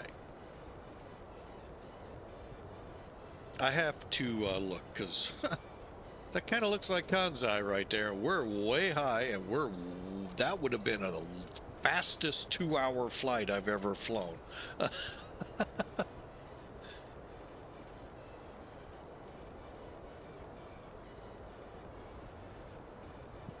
And again, if the music's too loud, the airplane's too loud, let me know. I can turn those things down. Hopefully, things will work. I don't have the ability to listen in my ears like I do at church to get that mix just right, including the microphone. I can turn it down if need be too. So let me know. This is really a cool beta they have with OBS now.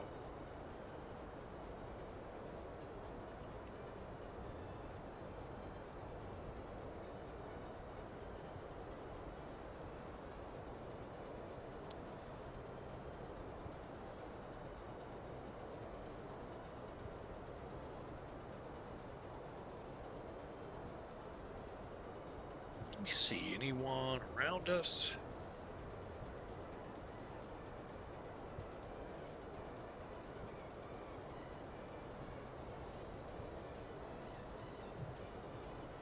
We'll have a 777 maybe pass under us, might be paralleling next to us.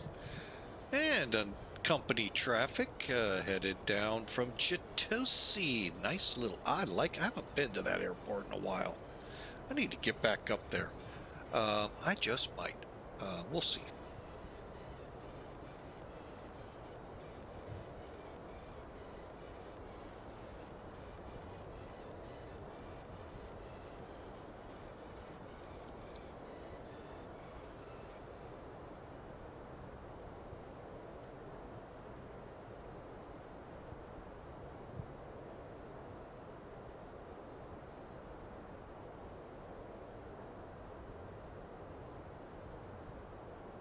All right, so let's enjoy the flight. Enjoy folks, we're right here. Let me know. And hey, we'll see what we can do.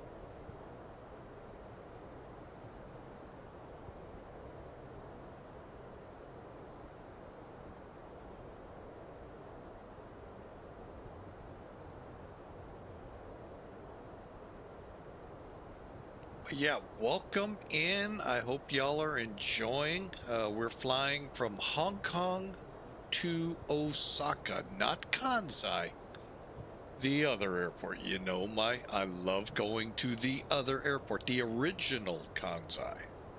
Well, Osaka.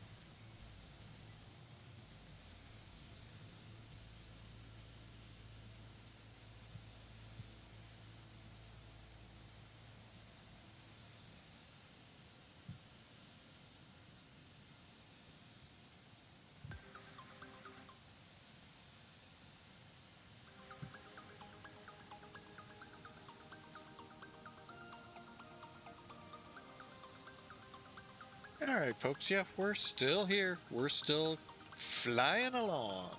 Hour and about 45 or so minutes away from Osaka, Japan. And we're flying over some weather right now. Let's get back in the cockpit here. I'm curious if it's showing up on radar or not.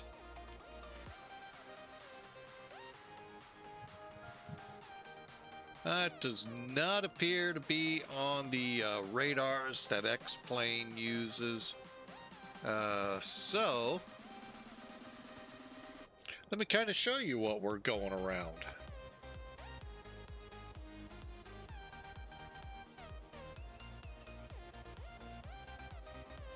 You can see a nice cold front or whatever right out here over the water. We're coming up the backside, and we got another FedEx aircraft coming at us for Taipei. And we had a FedEx and a Cathay company traffic pass us, if you didn't see that. As we continue on up to Osaka, not Kansai. They're both kind of named saying Osaka, but Osaka Itami is where we're actually going. And I just like it. It's a little different approach to what's at Kansai. And so we'll give it a try. We'll get into more of a weather brief and all here in about let's give it an hour or so. So kind of enjoy the music. We've actually included more ability to mix, so I hope we have a good mix going here. If it's too loud on something, let me know. We'll back it down so it all mixes into a nice quality broadcast. So anyway, let me pull. Also, X-Pilot is up there because right now that is the only way you'll hear ATC. I think I know what I need to do to fix that, and we'll give it a try here next flight.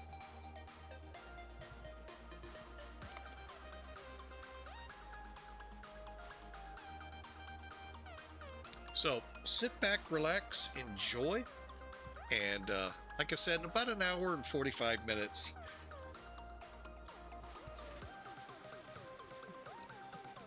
we should be knocking on the doorstep of Osaka Itami Airport.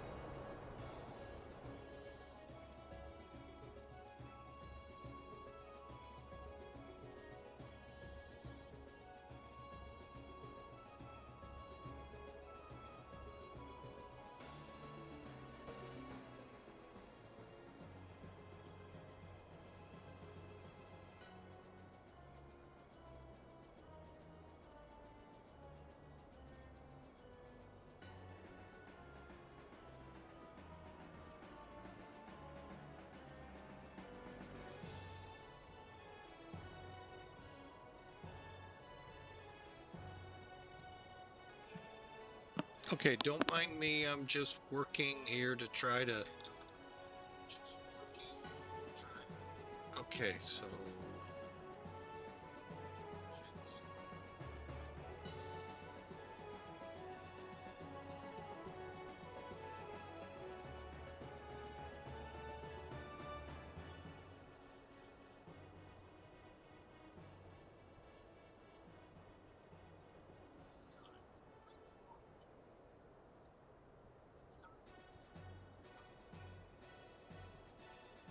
Okay, I think we got the sounds pretty decent. Okay, I was using my laptop next to me to kind of help in the mix process, um, trying to make sure things weren't overpowering certain areas. I think we're pretty decent right now. I'm trying to think of anything else that might intermingle with the mix here that I don't have accounted for. The only thing we haven't accounted for is ATC, and that's got to be a change coming.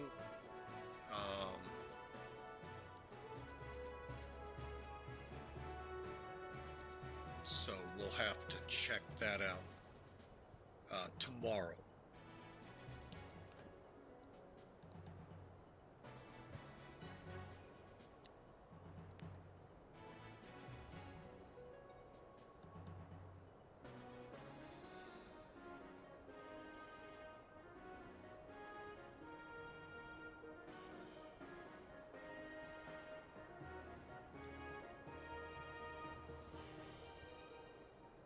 Oh, good, we are getting traffic. For a second there, I didn't think we were seeing traffic.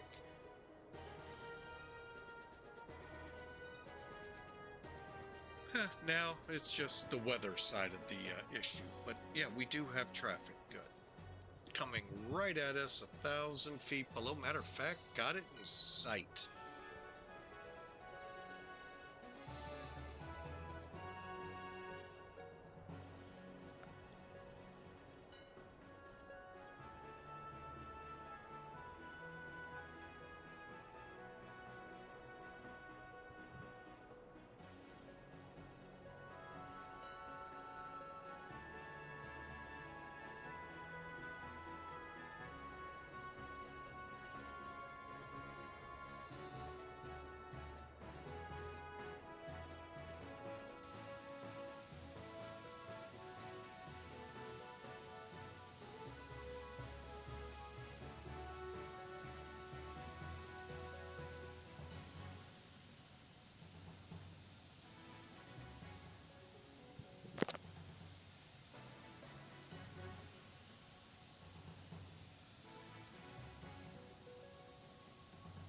Nice.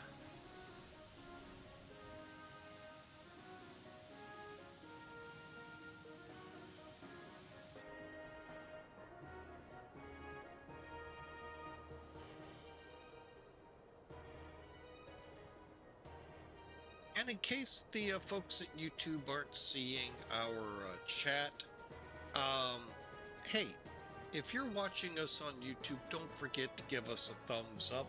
Let us know if you like what you're seeing, as well as if you haven't done so already, we'd love for you to subscribe. So, and for those of you here on the Twitch side, if you're into helping people out, gift subbing is better than ever. Granted, I'm a little late in getting this news out.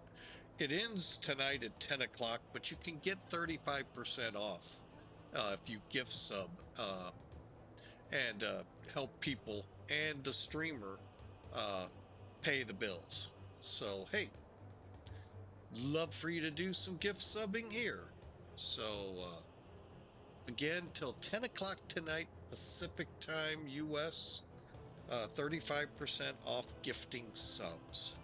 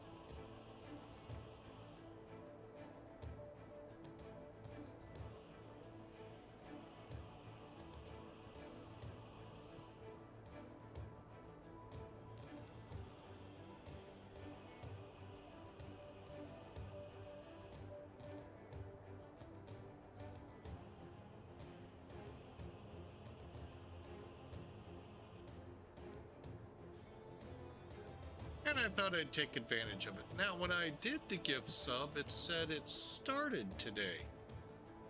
Went for 3 more days. I don't know. You know, they sometimes make it a little difficult, but I hope y'all enjoy your subs that are out there and enjoy the ad-free viewing.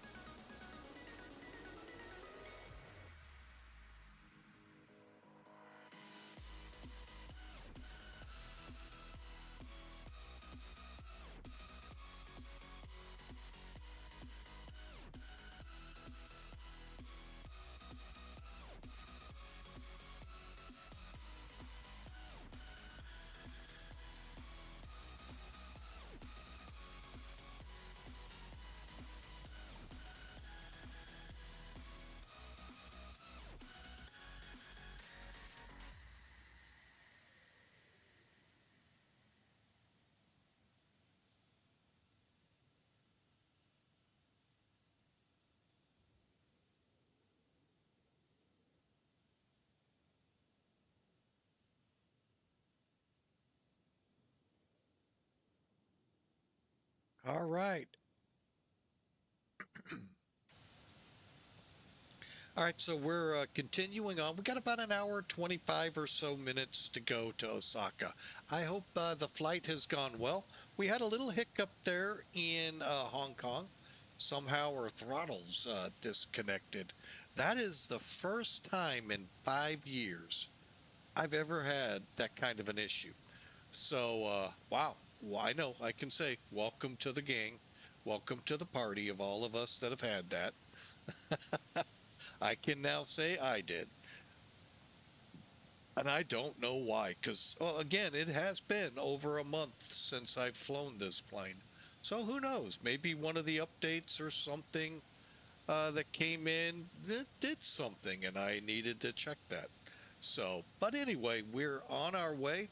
The only other hiccup, and it's with every aircraft, these lines in the fuselage that you see going around right behind Cathay and then back towards the tail right after the wing. I don't know how to get rid of them, but they've been here ever since I came over to X-Plane, and nobody seems to know how to fix it. So, I've just kind of gotten used to it. So if you're curious, I have no idea.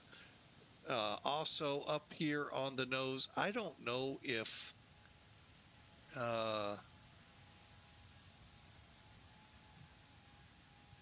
these paints are painted on there or if they're also anomalies. So, but anyway, we're on our way, and we're just about to reach what's called the equal time point, the ETP, as you see it on the display here, right here. That's funny how the cursor works there, but nowhere else. Anyway, um, so that's telling us it's the same amount of time to go back to Hong Kong as it is to continue. So a little bit of decision making helps both those wascally dispatchers, or is it wascally pilots? I guess it depends who you ask. Um, but anyway, as to if something happens, what are we looking at? Of course, severity will dictate other measures, but it gives us an idea what's the best course of action. So, equal time point, ETP, Airbus. I don't know if Boeing has the same nomenclature there or not. But we are, like I said, about an hour, 25-ish minutes out. Don't, feel free if you want, put in your prediction.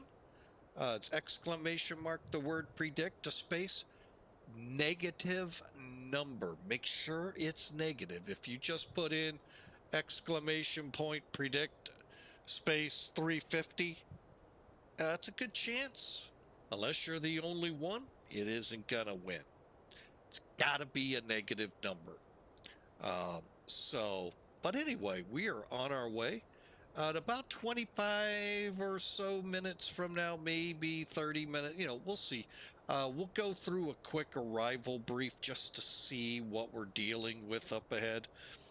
But overall, we got a great flight. We've had a great flight and should be on the ground here soon. One of the things this flight is known for, and I've done in past years, I try to fly the let me try that again. Amazing Race. It's a TV show here in the States. CBS for those out there, whatever that is in your locality, on Wednesdays. But it's a show where 13, I think, is what this season had. Teams race, sort of kind of used to be used to race around the world. Now it's sort of kind of maybe. I mean, they'll kind of go around the world this time, but truly not really. But hey, it's their show. They do as they please. I'm not here to critique it. But they go to some interesting places. This year they took off in LA, went to Hong Kong. They do different challenges in those localities. Then either the next episode or the one after, they go on to the next country. And in this case, it was Japan. So we're going from Hong Kong to Japan. They went to Osaka. Oh, amazing. There's an airport there. We can land there. They flew. So that's what we're trying to do, is keep up with where the race is. We're still one behind after this, so we'll think about it. We got a couple weeks to get our butts back down to Indonesia, but it's really kind of neat to watch them. And I've watched, I don't know how many seasons. I get a kick out of it because I'm going, well, if you flew this airline, it, do this or that, just because I'm a lot more aviation airline literate than most people, because you're not allowed to use your cell phone. Not to say you can't use someone else's. They do that quite regularly. But where I would fall flat in this is some of the challenges, and where I think I have a pretty good sense of direction, I could run into troubles in places where I can't take that sense of direction and understand the street signs and stuff I'm seeing. Because of my driving the truck, that would help. But again, I understood the signs. Got me in Montreal. Forget it. Couldn't understand one sign at all in that. I'm not going to go any further with my comment. I'm not a fan of Montreal. So, you get into places like Japan and Hong Kong. While, yes, there are people that speak English, oddly enough, there's people here in the U.S. fluent in Japanese, and I'm not saying of Japan descent. They just liked Japanese language, or I guess Mandarin is Chinese, or Chinese, whichever. They just, and it is an interesting language to listen to. Of course, they're probably cursing me out when I'm listening to it because I have no idea what they're saying. So, but anyway, it's a great show if you get a chance, and we're trying to retrace it as best we can along, why not, Flying with Mike. It's a great way to get destinations and some short and long haul flights. So, hope you, like I said, I have enjoyed it. We actually went back with Netflix or Hulu, can't remember, and watched the very first seasons. Oh, I'm not going to say different in what they do. I kind of wish, though, they would do some of what they did back then. Oh my goodness, some of the challenges and places they went to can really challenge the body. And I wish we'd see that again. But maybe maybe something the network knows that, of course, we don't. That's why they don't. So, and that thing called the State Department could always interfere as well, because they don't like to have fun.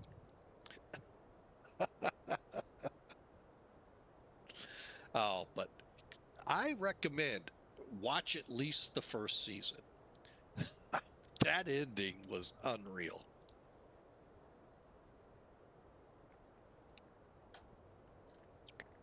So that's all I'll tell you. If you want to watch it, go for it. If you don't, hey, no skin off our butts here at Flying with Mike. We just continue to fly on to Osaka. Little do you know, we have the Amazing Race crew on here. No. But anyway, we're having fun. So, like I said, we got about an hour and 15 minutes or so to Osaka. So enjoy. We're going to let the music play again. And I hope you are enjoying. Hey, if you're new to Flying with Mike here on Twitch, hit that follow button. If you're new on YouTube watching the replay of this, we would love for you to smash that subscribe, join the family, and That's the best ways to know with Twitch, to know when the next time we go live. Over on YouTube, when you subscribe, we'll let you know, so long as you guys hit that notification button when we put a video up. So we try to do it every day, but you know, sometimes we miss. You know, it is that way. But we'd love to have you aboard, and thank you so much. By the way, both ways, following in Twitch, subscribing in YouTube, they're both free. So, love to have you aboard.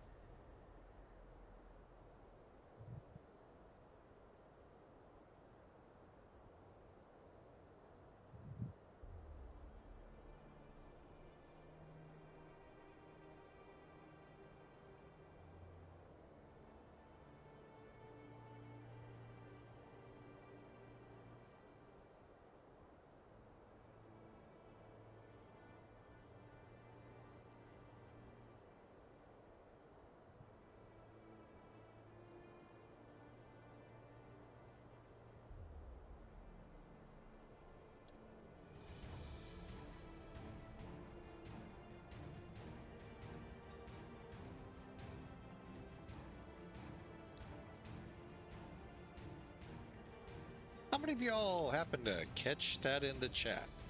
The METAR for Osaka. Yes. Looking forward to it.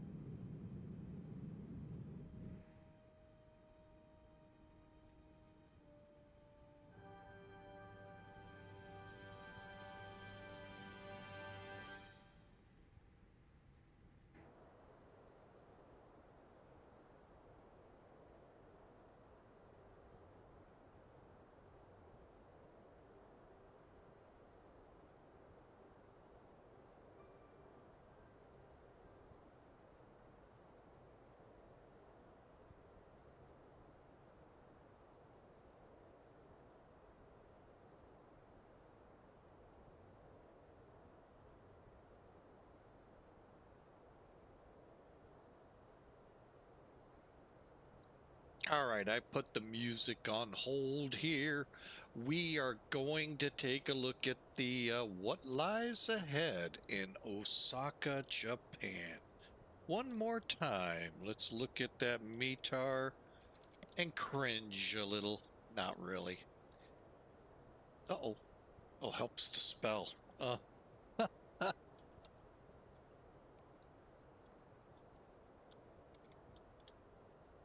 There we go. So right now we got a wind 350 at 6,000 meters. That's actually up, I think, from one of the two I did earlier. Light rain, scattered at 500, broken at 700, and overcast. So the ceiling is set at 700 feet. For this aircraft, that's perfectly fine. The winds like they are, the temperature being 2 degrees between dew point and the actual, shouldn't be bringing fog in too badly, compliments of it already raining and a 6-knot wind. So that should stir things up enough to just make it misty. Ugh.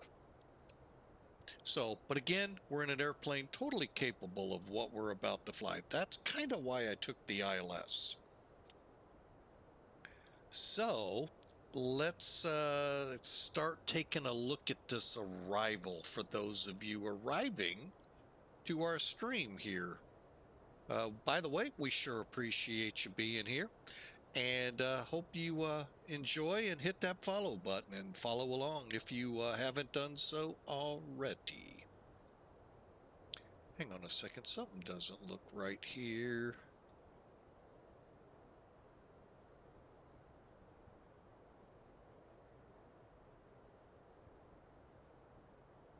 There we go. Sorry, I had to resize that.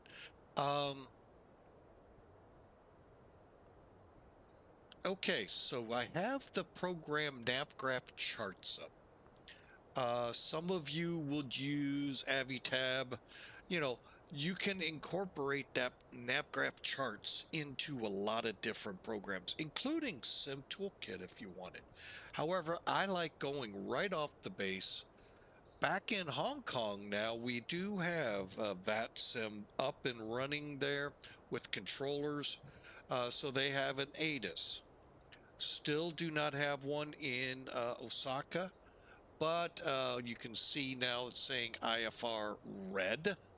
So we definitely have some weather up ahead. Hopefully it'll show up on the radar. Usually doesn't. Not hopeful on that one.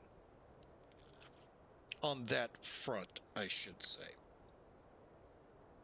But again, there's our weather. You can pull it up by just clicking the wind information or right there, and it'll put it in the whole thing and somewhat let you know what it translates out to.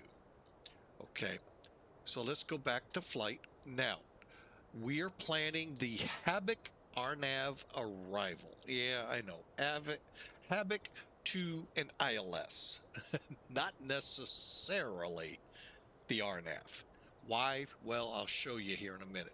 But anyway, this is it. Real quick across the top, if I knew how to get a hold of D-ATIS, I would, but I don't in other countries. I know how to do it for the U.S. Other countries, I can't seem to find it. That's okay. Keynote, though, here, transition 14,000, and it's an RNAV approach.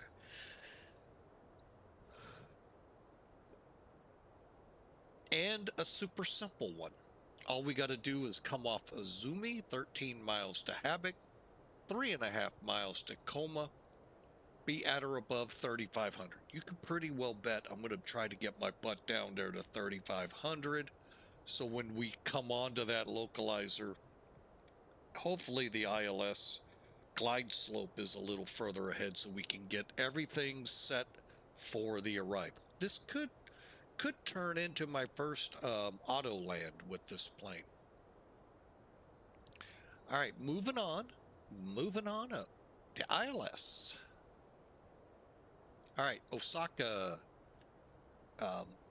Itami International. Again, here's the frequencies we may encounter: 118.1, 126.2. We are not in the areas that VATSIM has said CTAF. That's still just the US, Canada, Mexico, and Caribbean. Will it expand? We'll find out someday between now and whenever.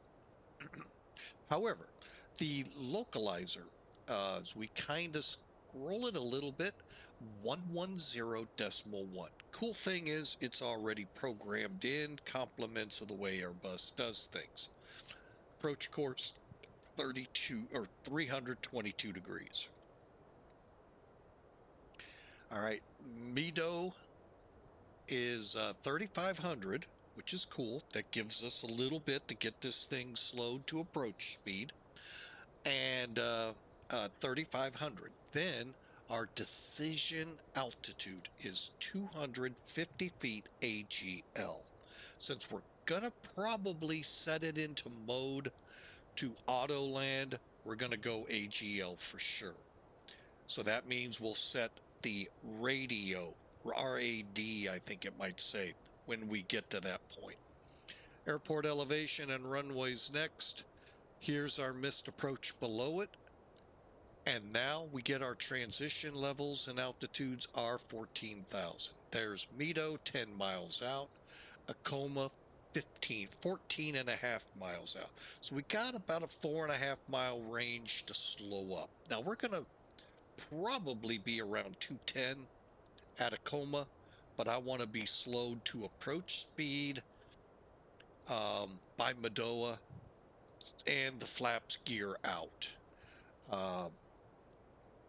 This kind of low visibility, we want to, or not, low vis, low ceilings, we want to make sure we're fully ready for the landing.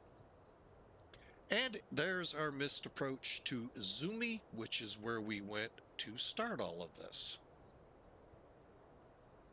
3,500 at Acoma, 3,500, then on to the glide slope at MEDO. Okay, for us, we'll probably be around 140 knots for our ground speed. So we'll plan about 743 feet a minute if the glide slope's out to maintain that 3-degree glide slope in, which would mean we're coming in Cat 1 then. And we may not be able to fly, but 700 feet's good. You'll see here why. Again, we'll expect high ALS approach light system. PAPIs should be on the left side.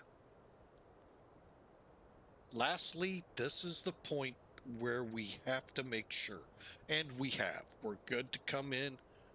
Minimums for Cat 1, I don't show a Cat 2 for this, so technically we're not supposed to let her auto land.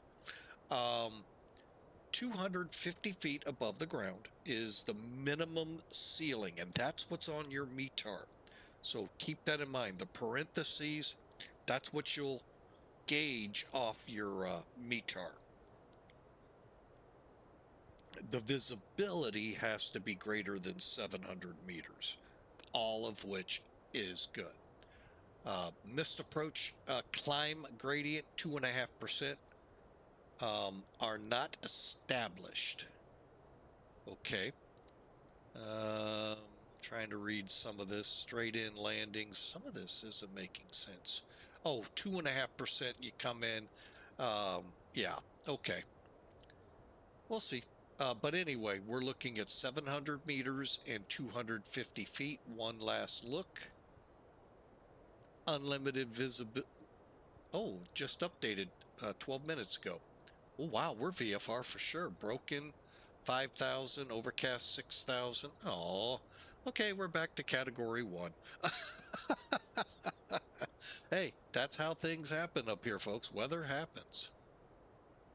All right, so how do we take all of this information now? We're going to start thinking about plugging it into the McDo. That way we're set up for the approach and our descent. Let's first find out where we are in relation to our descent, top of descent. We're 170 You know what? We don't have ATC. Oh, curious. Is that showing? No. 172 nautical miles out of our top of descent. Cool. Out of curiosity,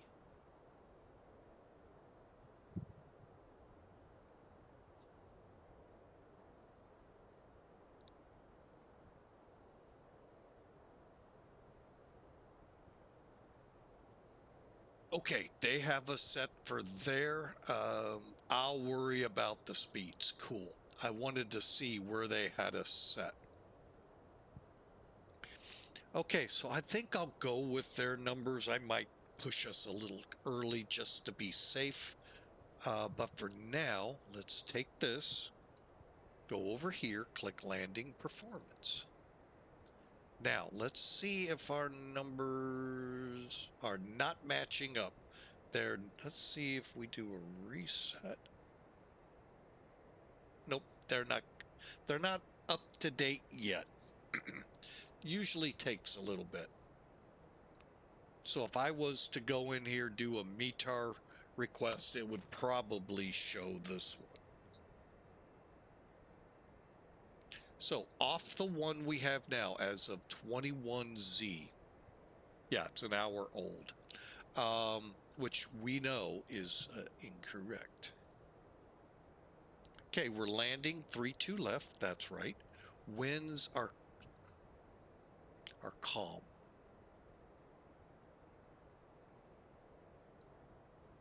Okay, temperature 18. 24, let's see, translated 252950.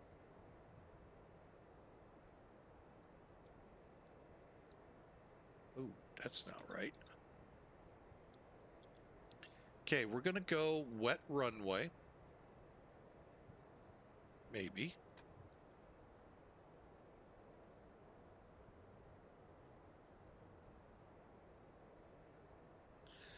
Any ice? No, we won't need it.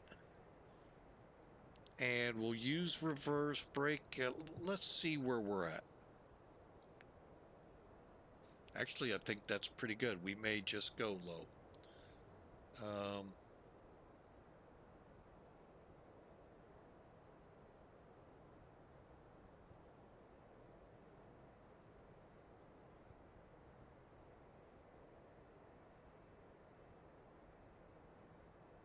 Yeah, that'll put us coming off at Whiskey 8, Whiskey 9 or the end. That will work, and we can hit one of these terminals. Okay, cool. Matter of fact, no, we'll leave it. I was going to say, let's get one set up, but we don't need to. Okay, so how do we put it into the McDo? Go next phase, next phase. The Q&H we came up with was 099.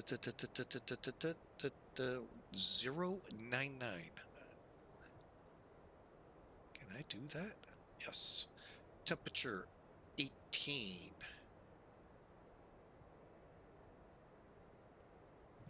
Winds, we saying 350, diagonal 2.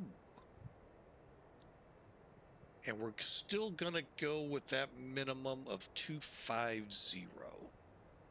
Now, here's where I was talking. Okay, it says radio or baro. All that's saying is when you look at your chart, what's in bold, figure that is baro. What's in parentheses, radio altimeter, that's your above the ground versus above sea level. 250. Oh, I already got it typed, and boom. All right. So right now, told you, right around 140, we were planning 133 for landing speed. So we'll try to come over the threshold at 138 when it says retard. We'll retard the throttle, and by the time we touch down, hopefully we don't float, we should be 133. We'll see if that all comes to happening. All right, and there you have it. Again, planning 6,400 feet of the runway should put us, like I said, about Whiskey 8, Whiskey 9 for our taxiways. All right, so we are coming over. Oh, which one is it now? Hiroshima. And headed for Osaka. Should be on the ground. I hope y'all are ready in about 30-ish minutes or so. 33 to be exact, according to Sim Toolkit, you know, the most authoritative timepiece out there. And if you believe that, I've got bridges to Tokyo from Phoenix for sale for you.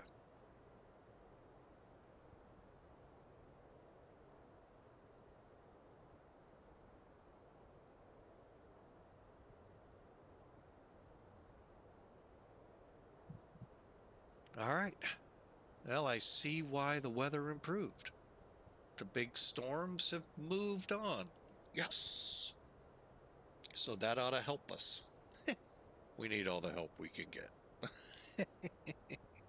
So I hope you enjoy. We'll got about another 10 minutes at the most before we start the descent. Let's hit that perf button one more time.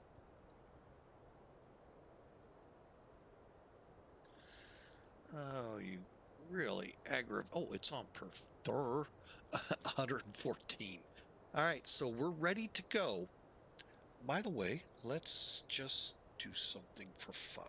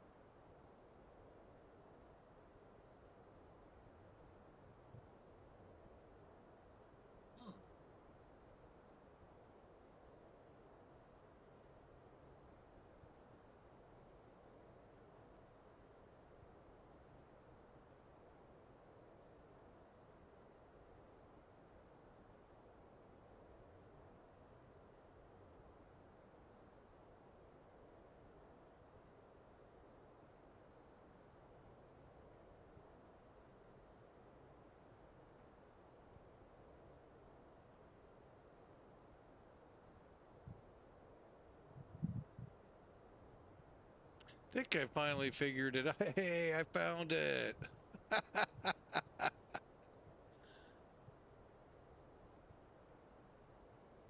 I'd find it eventually.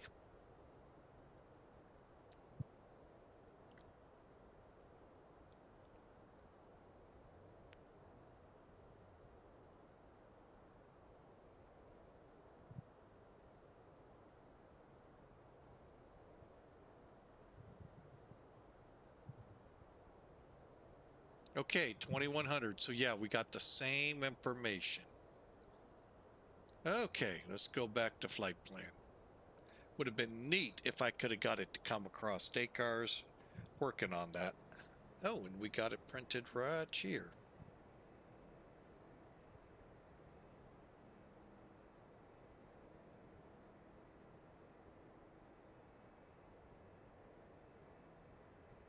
Huh. Wonder where it went. All right, so next top of descent. Oh, I meant to put that back on perf. 80 miles. We got all our numbers in. Let's see if we're reading it over here. Reset. Nope, not yet. All right, that's okay. Let's try this. Sometimes this does it. There we go. There it is. 0, 0, 0, 0 wins. Everything looks good. double checking, and yes, still 6,600 feet required. So, yeah, we'll plan low brakes and have some fun. Slip sliding away. All right, I'm going to give it to you now. There's a good chance you got about 80 miles till we start down, so I'm going to be right back. I'm going to use the restroom and should be back ready to descend. Be right back.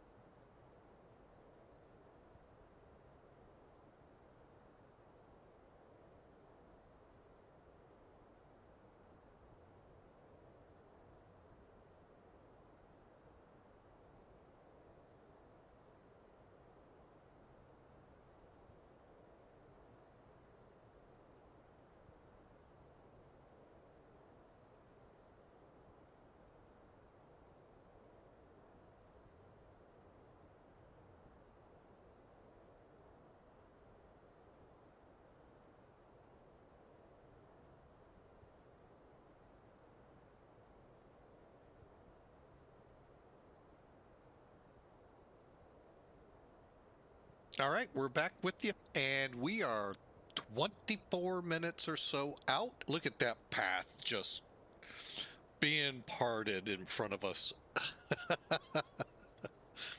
Top of descent up on the map.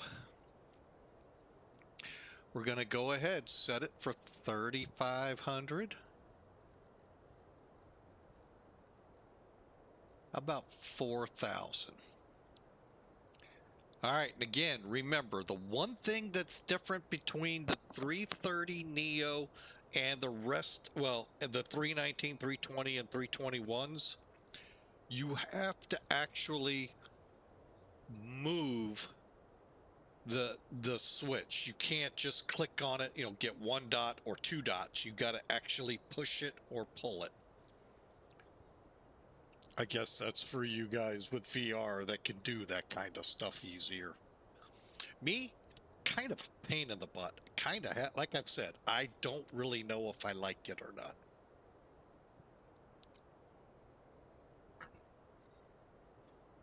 All right, so we're about 230 miles from our destination, 30 miles from our top of descent.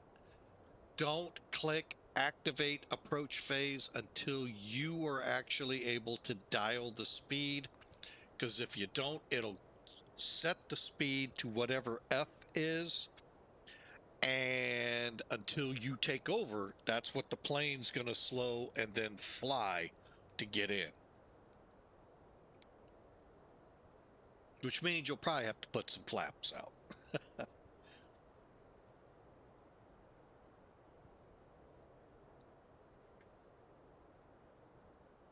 My wife's watching another great show, The Floor. Great trivia show if you ever want to watch it.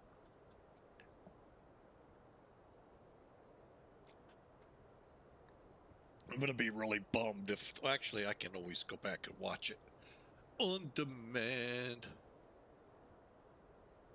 All right, let's do it. Coming down.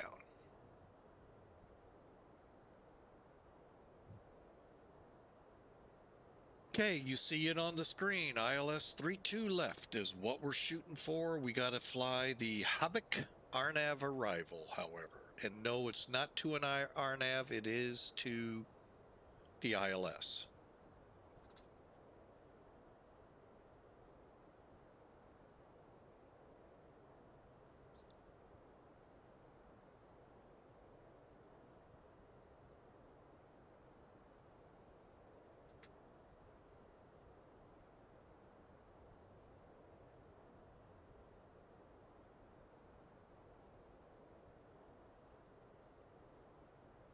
Uh-oh. Kind of watching it in the... Doesn't look like the Challenger is doing good on the topic. RKRR. Ooh, who's that? Is that Korea? It is. Wow, Korea's up right now. Hey, where? Oh, there we are. So, yeah, if you're into flying into Incheon, I recommend trying Gimpo, the original Seoul, Korea airport. That is a fun airport. I actually learned of it through another game. And it was called BMS, Fighting Falcon. Wow. And then I started flying into it with Pan Am Virtual. I really liked that one. It's very close to the DMZ, so you got to be careful. But again, we're in the flight sim world, not the real world, so we can, you know, we can have troubles.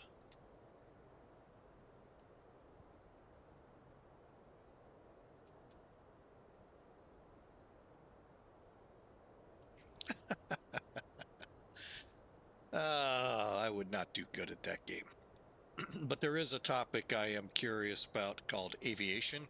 I would love to see what their angle is. All right. Enough gossip. Let's get into this. About 20 minutes to go. We have land ho. We're in Japan. Coming up the east side and getting ready for the approach. Coming over SUC, direct Becky.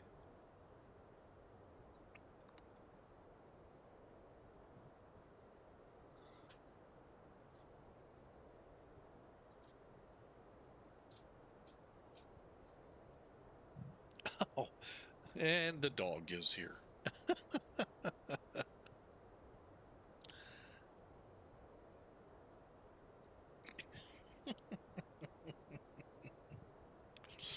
crack me up, bud.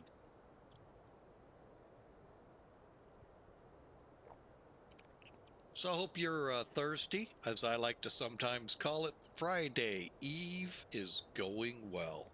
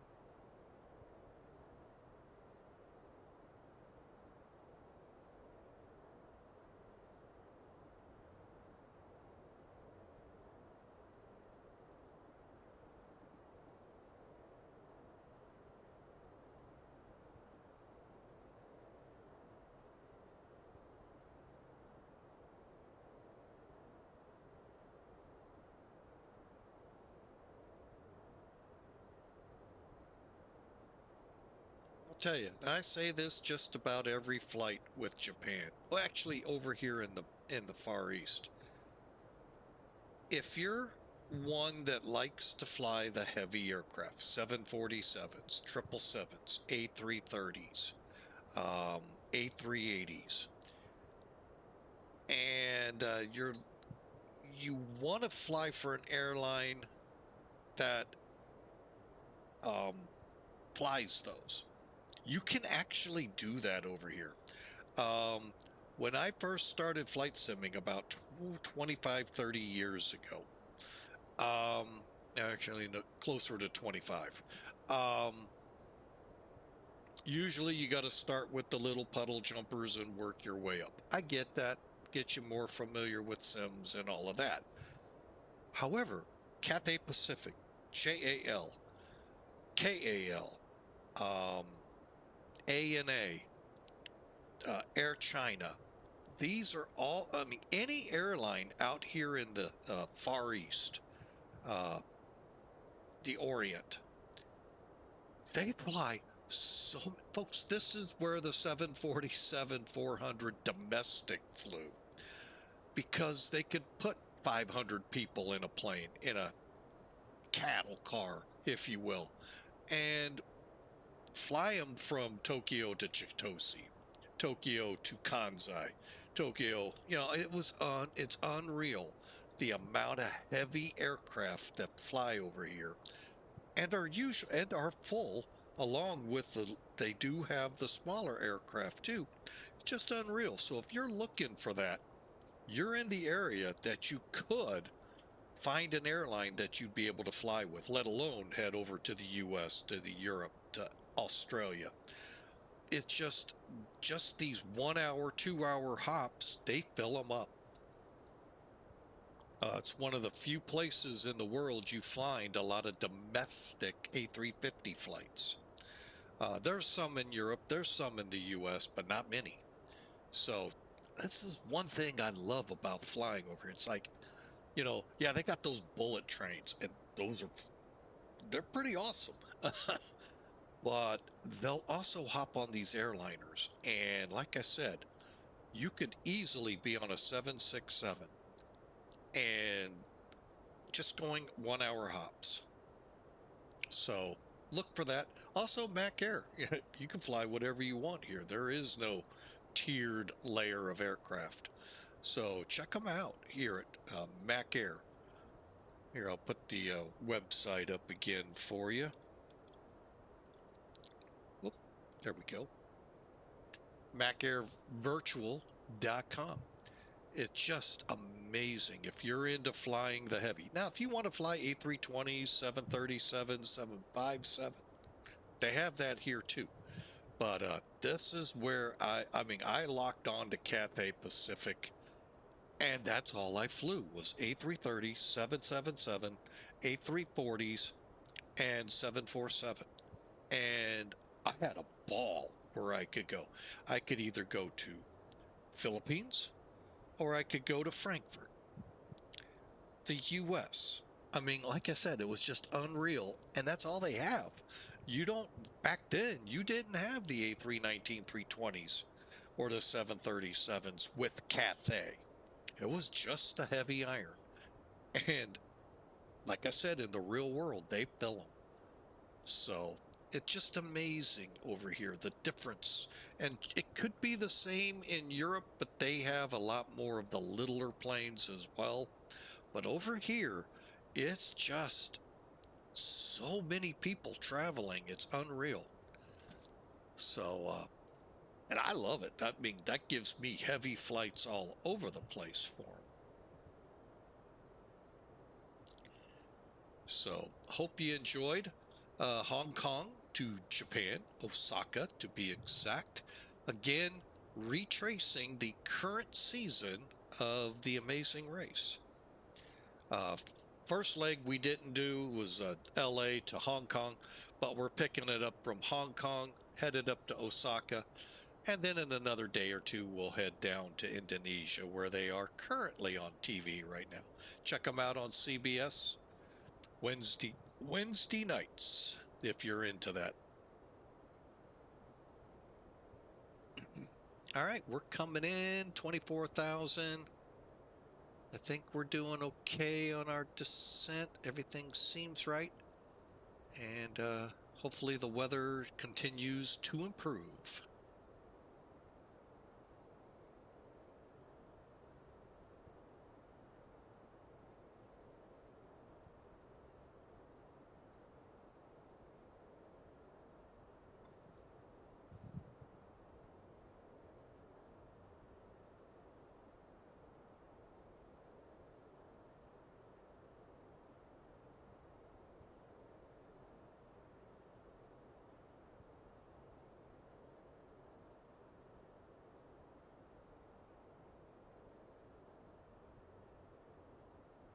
Okay, for a second there I thought, oh my gosh, we're really high. But no, we still got a lot more real estate to fly over here.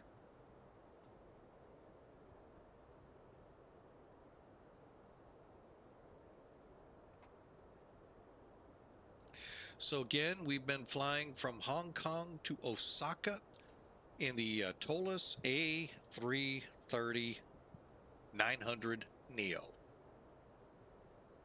Glad to have you all aboard.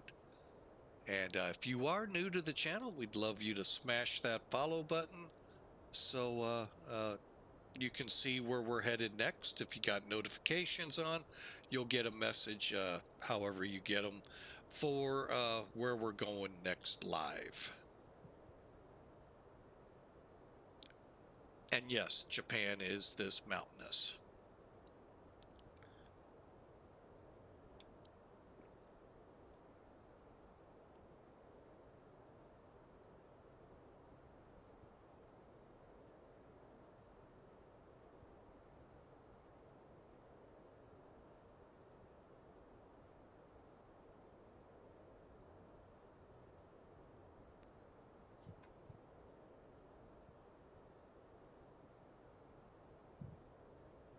I hope your Friday Eve is also going well this Thursday. It's raining here in St. Louis. Yes, opening day for the Cardinals is today, and yes, it's raining there. Why they can't go out and play in the rain? They make all that money. There shouldn't be anything stopping them.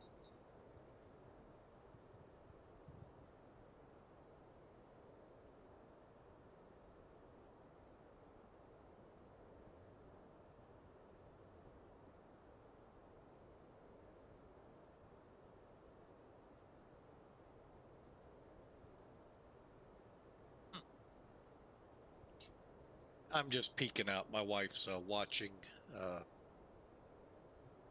the floor from a couple days ago. It's a trivia game I like to watch, and they have a topic that hasn't been played yet that I'm real curious in.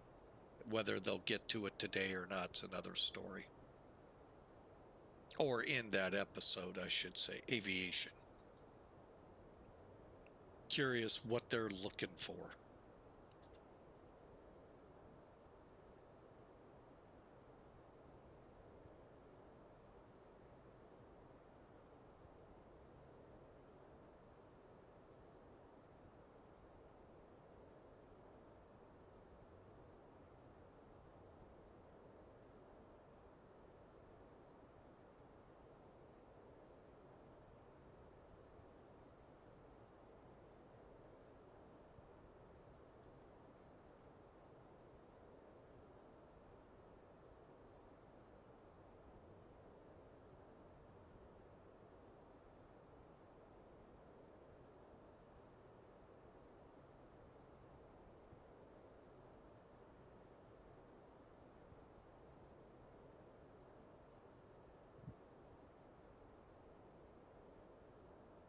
Okay, transition level in Japan, 14,000 feet. Basically, we set our altimeter to the altimeter settings of the local airports there that ATC would give. We'll set for Osaka, and that way we're all on that same altimeter for landing.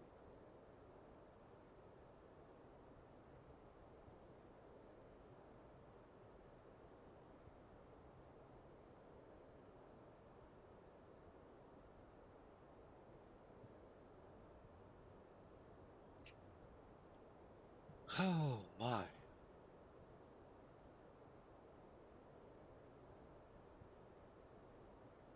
Okay, let's get some stuff readied into plane here.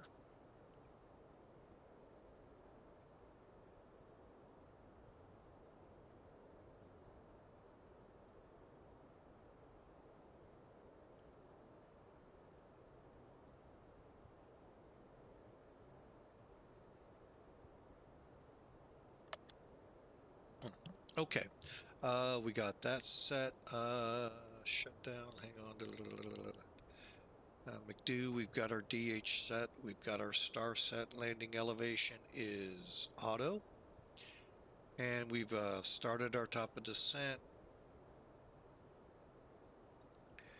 Auto brake. We're going low. Approach briefing given, descent briefing given, and we're monitoring coming down to make sure we hit the right level. Okay, once we get down here, another couple thousand feet, we'll set transition to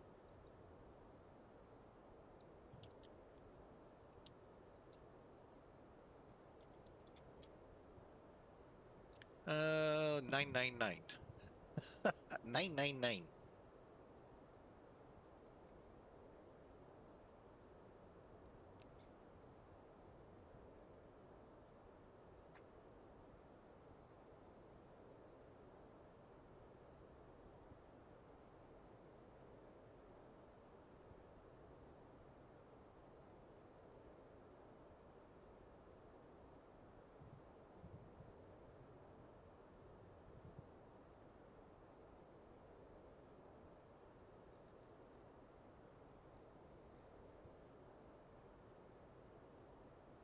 Okay.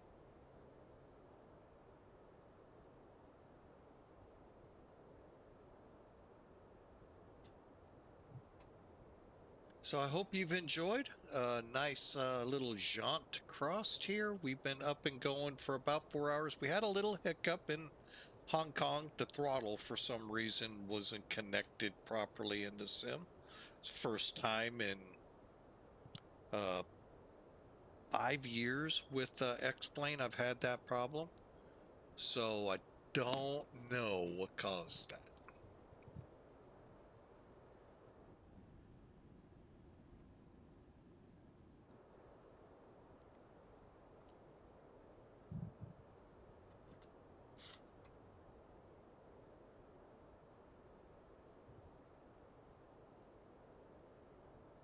I think we're starting to get into the bay where Kansai is. Actually, we're going to be making a turn at Cayenne or Cayenne towards Osaka, and that'll be when we fly by it.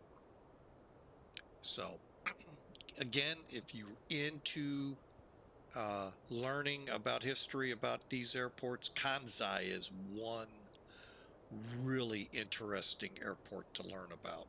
I mean, that was just amazing, the engineering feat that it already is, as well as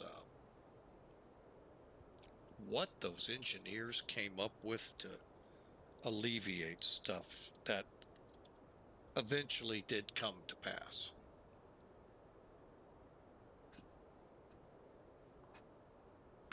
Okay, here we go. We're getting ready to make that turn.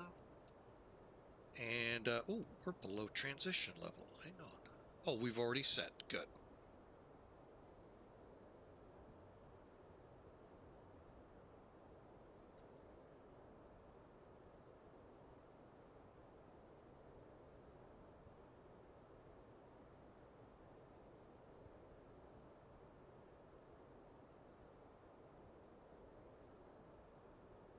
All right, we're getting ready to head up the bay towards Osaka. The weather has been moving out. It's been moving on up towards Narita and Tokyo.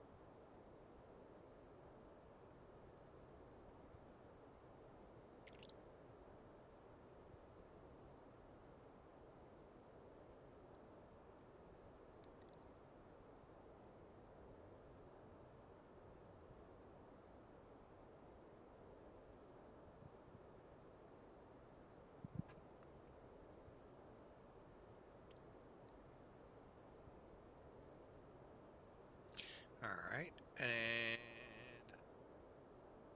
I'm going to go ahead and set us for 10.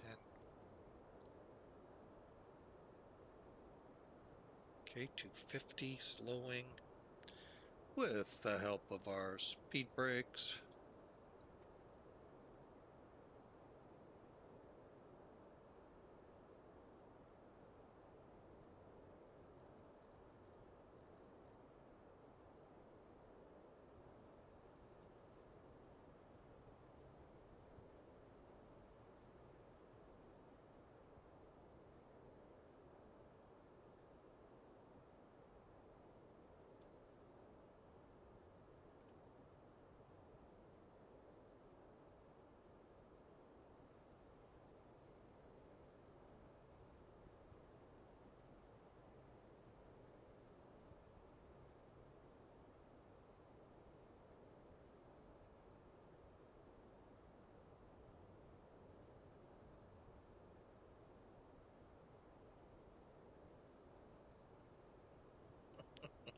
I love that showing the floor too. Here we go, making the turn.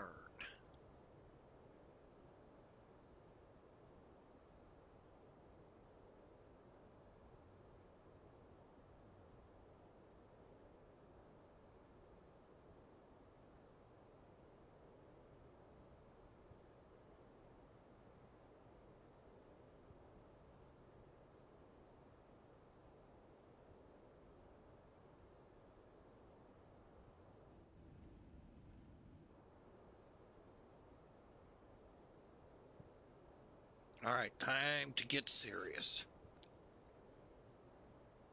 Izumi, I'm gonna slow to 220.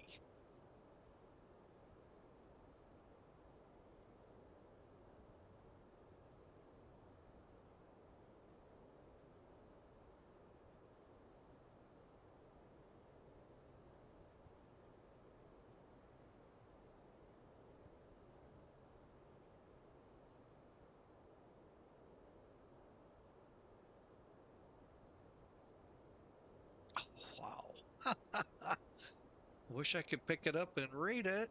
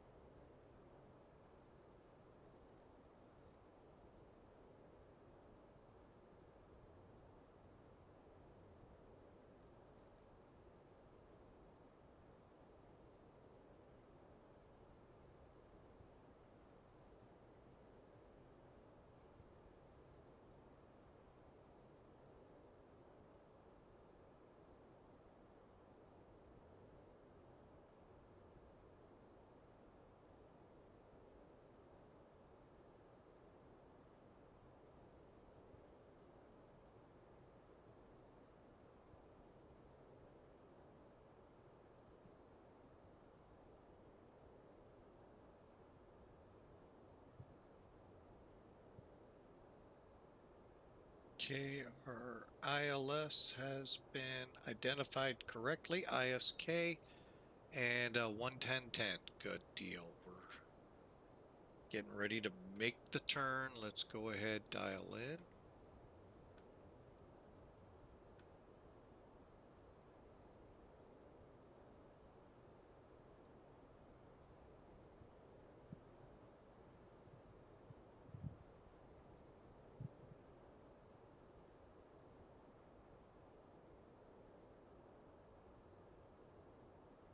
This is kind of why I wanted to get down.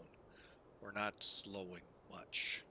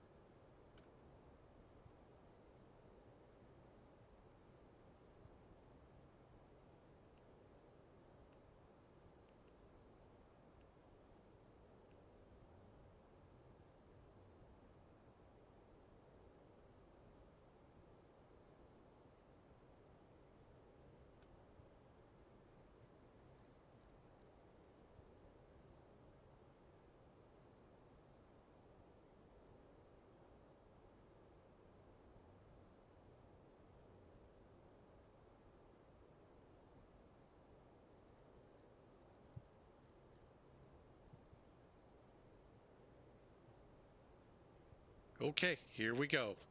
We're about to hit that Havoc, and then we turn into the ILS.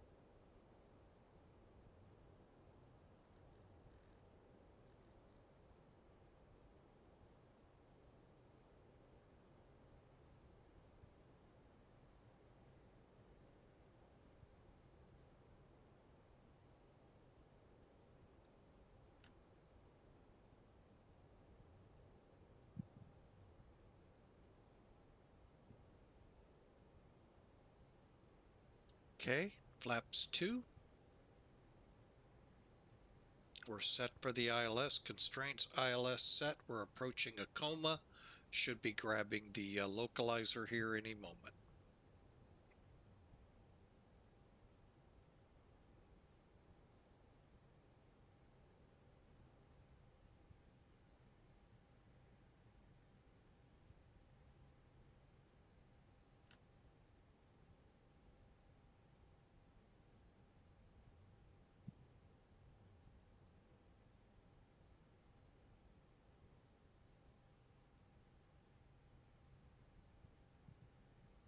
Okay, localizer. Let's make sure we turn this time to the airport. 2,500.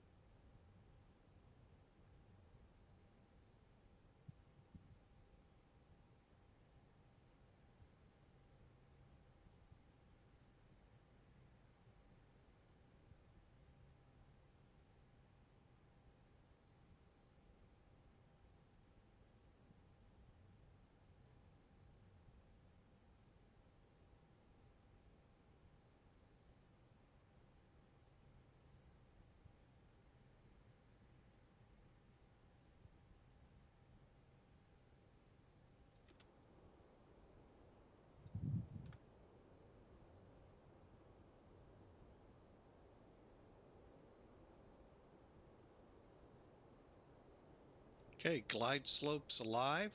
Localizer is on. We're still in the clouds, so we'll take it down. We should be out here soon. If the weather report is correct, we should bust out. We should have busted out by now.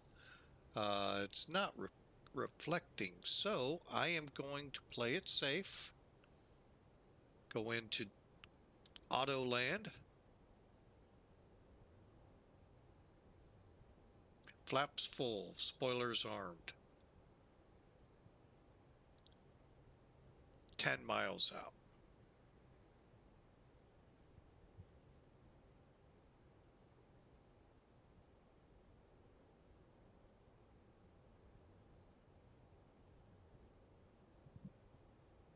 Okay, glide slope.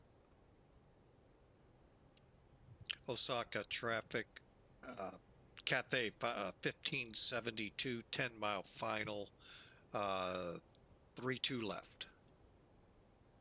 If we stay online.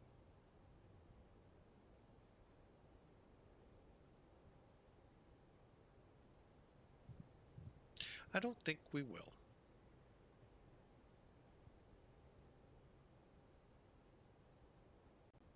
Yep, I didn't think so.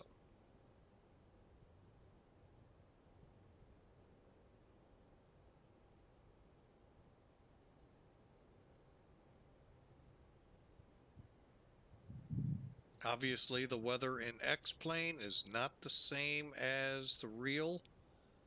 So we'll bring her in as best we can. We don't need to make radio calls because we're not going to be able till we pop out be visible.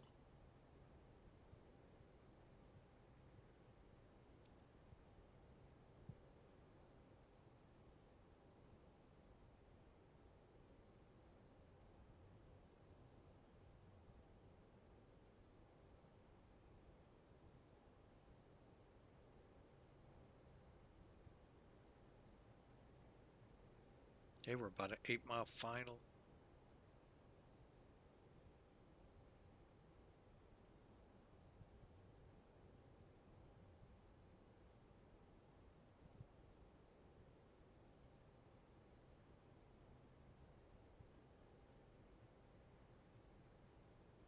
Two 2,500.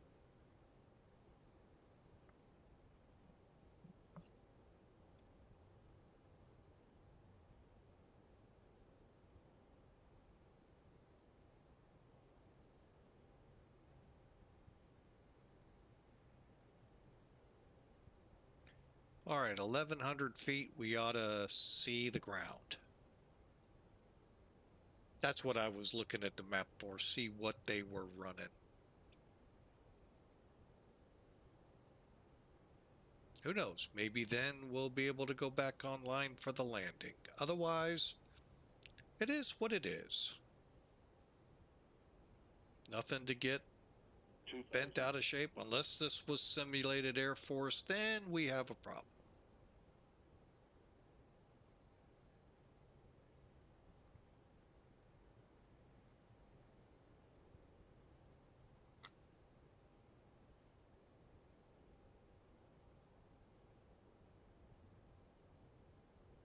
Okay, here comes. We may try to connect. We'll see.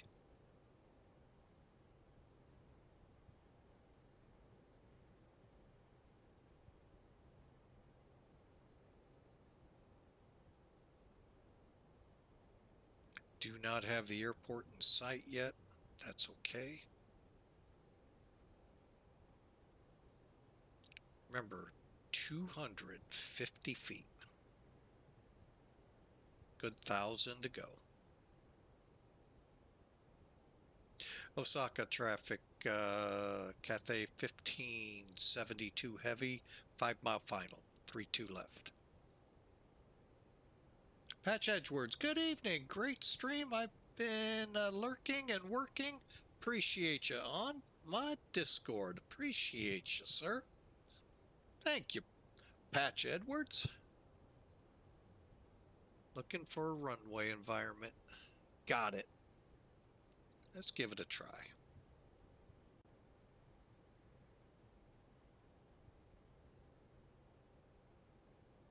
Okay, I'm going to take it in. 1,000.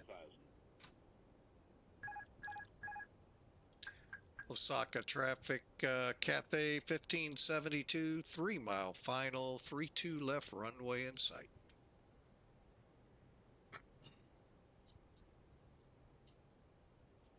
Flaps full, spoilers, gear is down. And we're not going to be able to remain. Oh, wait, it might let us.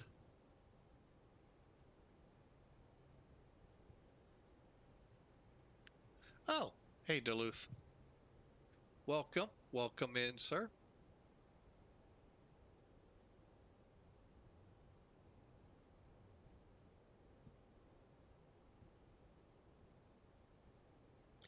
All right, here we go.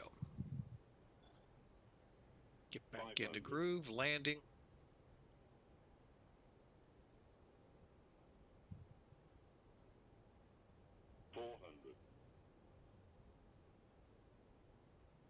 Above.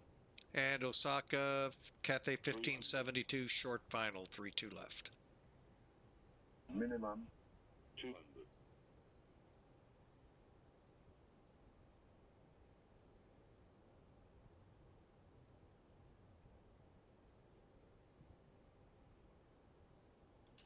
$100.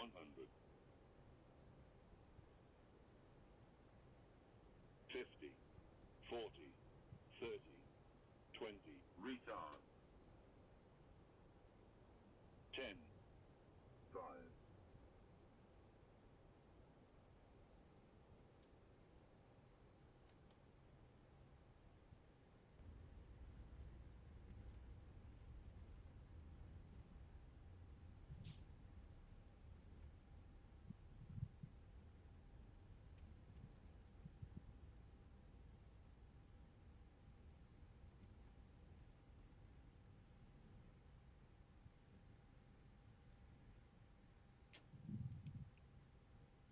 That looks like full length.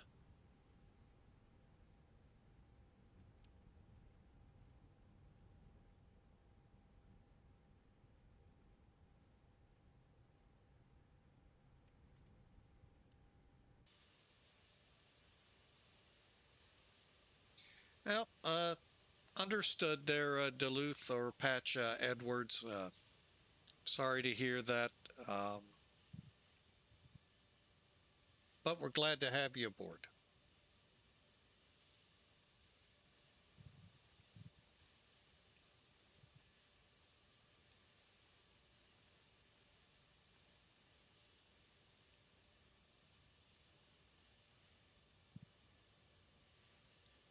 Osaka traffic, Cathay 1572 heavy off 32 left to the gate.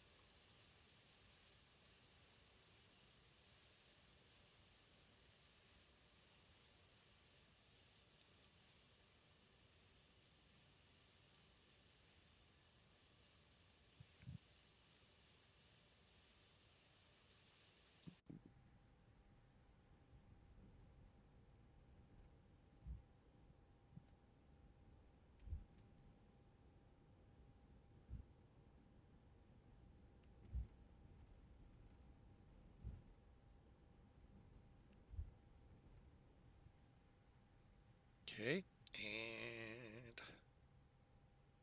pop that on.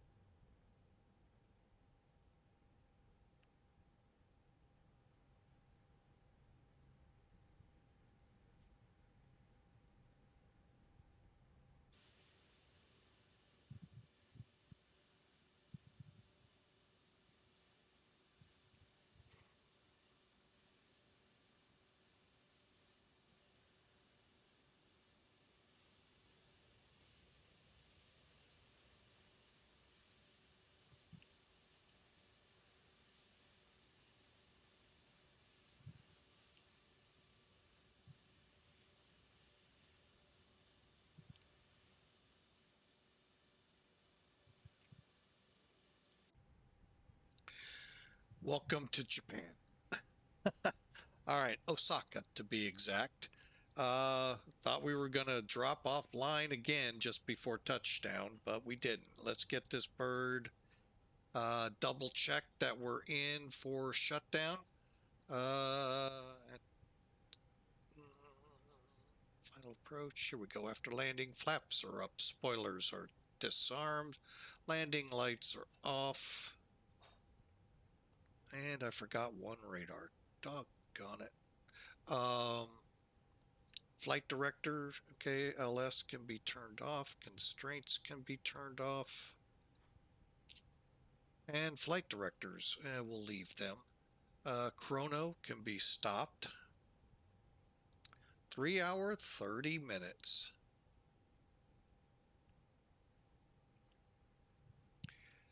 All right, PWS weather radars, wing lights off, strobe lights off, APU masters on, and we'll go ahead and get on the bleed. And all the lights, wing lights off.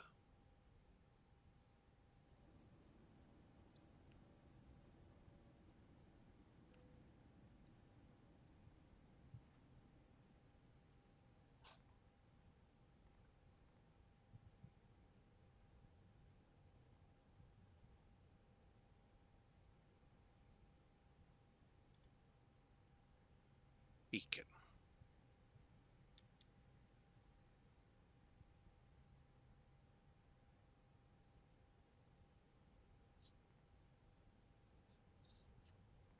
All right, welcome to Osaka. I think we have everything now. TCAS taxi, okay. Turn off nosebleed, APU brake. Do we have the brake fans for this? Yes, we do. Let's go ahead and turn them on to be safe. I think we're good on the brakes.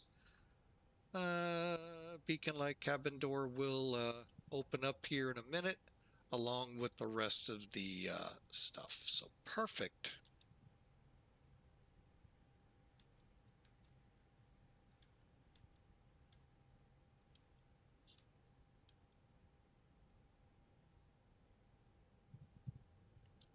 There you have it. Welcome into Osaka.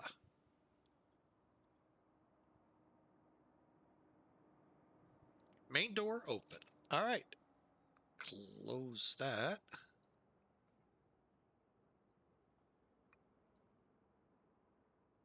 Hope y'all enjoyed that lovely flight as the last cargo loader. They use cargo loaders on the heavies more often than not, mainly because they're usually putting the cargo into those cargo bins you see. You might these right off the wing here, and just makes things a lot easier to put in the plane instead of how they do the Airbus, smaller Airbuses and 737.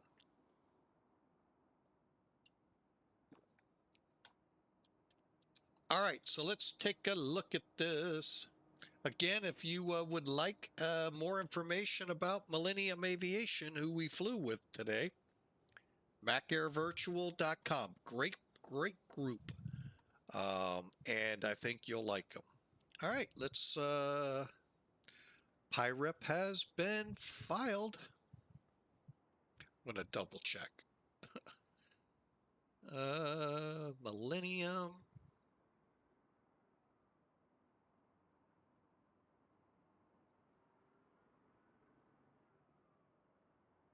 Pending. Good deal. Okay, we can close it. Cool. All right. So, according to my, oh, I should have got it. Landing feet, 0 feet per minute. What? I don't think so. I didn't look. Doc, yeah, I can. Hang on. It's saying 0 feet a minute.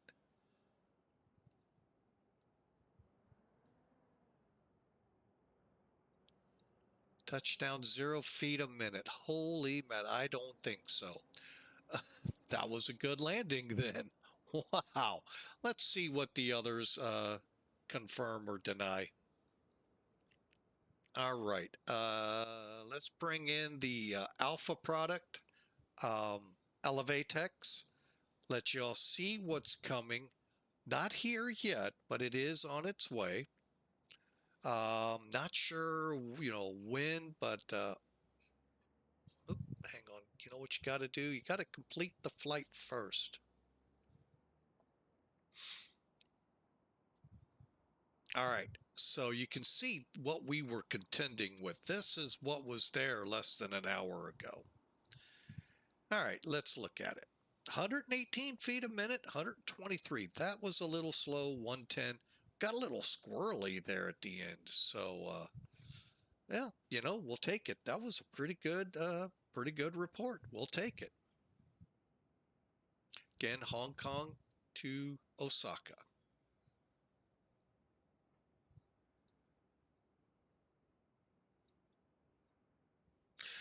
I had the wrong one up. Sorry about that, folks. Let me, well, you know what? No need. No need. Let's go to Sim Toolkit. All right, now we have it up. All right. Yeah, I put the map up instead. 172 feet a minute. All right, we did do pretty good on that one. All right, let's get into the meat and potatoes. As you can tell, this is what we were looking for.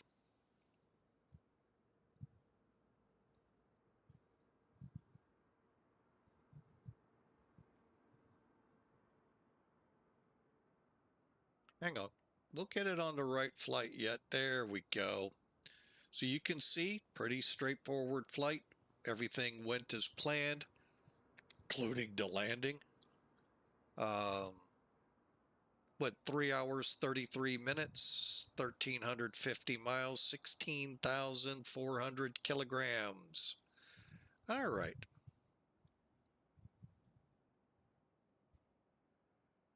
Let's get into it. Yeah, I figured we were off.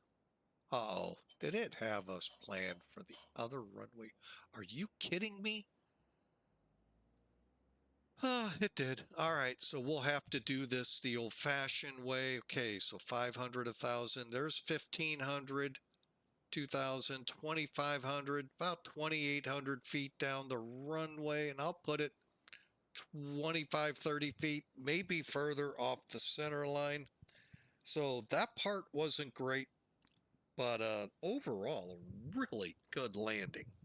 Got a little squirrely, and I don't know why there right before touchdown. Don't know if we got a gust of wind or what. So, but yeah, we got a little squirrely. But then we ended up parking like right in here somewhere. My goal was one of these two, and we ended up full length, which is fine. All right, that was a fun flight, and I am so glad to have everyone aboard. Thank you so much for your being here, and I hope to see you all on our next flight. Should be tomorrow, hopefully a little earlier, but again, things the way it's been going this week, I can't, especially with what's this weekend has in store with our 1-year-old on my youngest daughter's side this week. Next week, my middle daughter's young one is turning 1. They were only like 5 or 6 days apart, which was awesome. So, so yeah, we'll be celebrating that. Plus, we have a event we're going to go to on Saturday. So, yeah, finding time to fly with Mike over the weekend could be difficult, but you never know.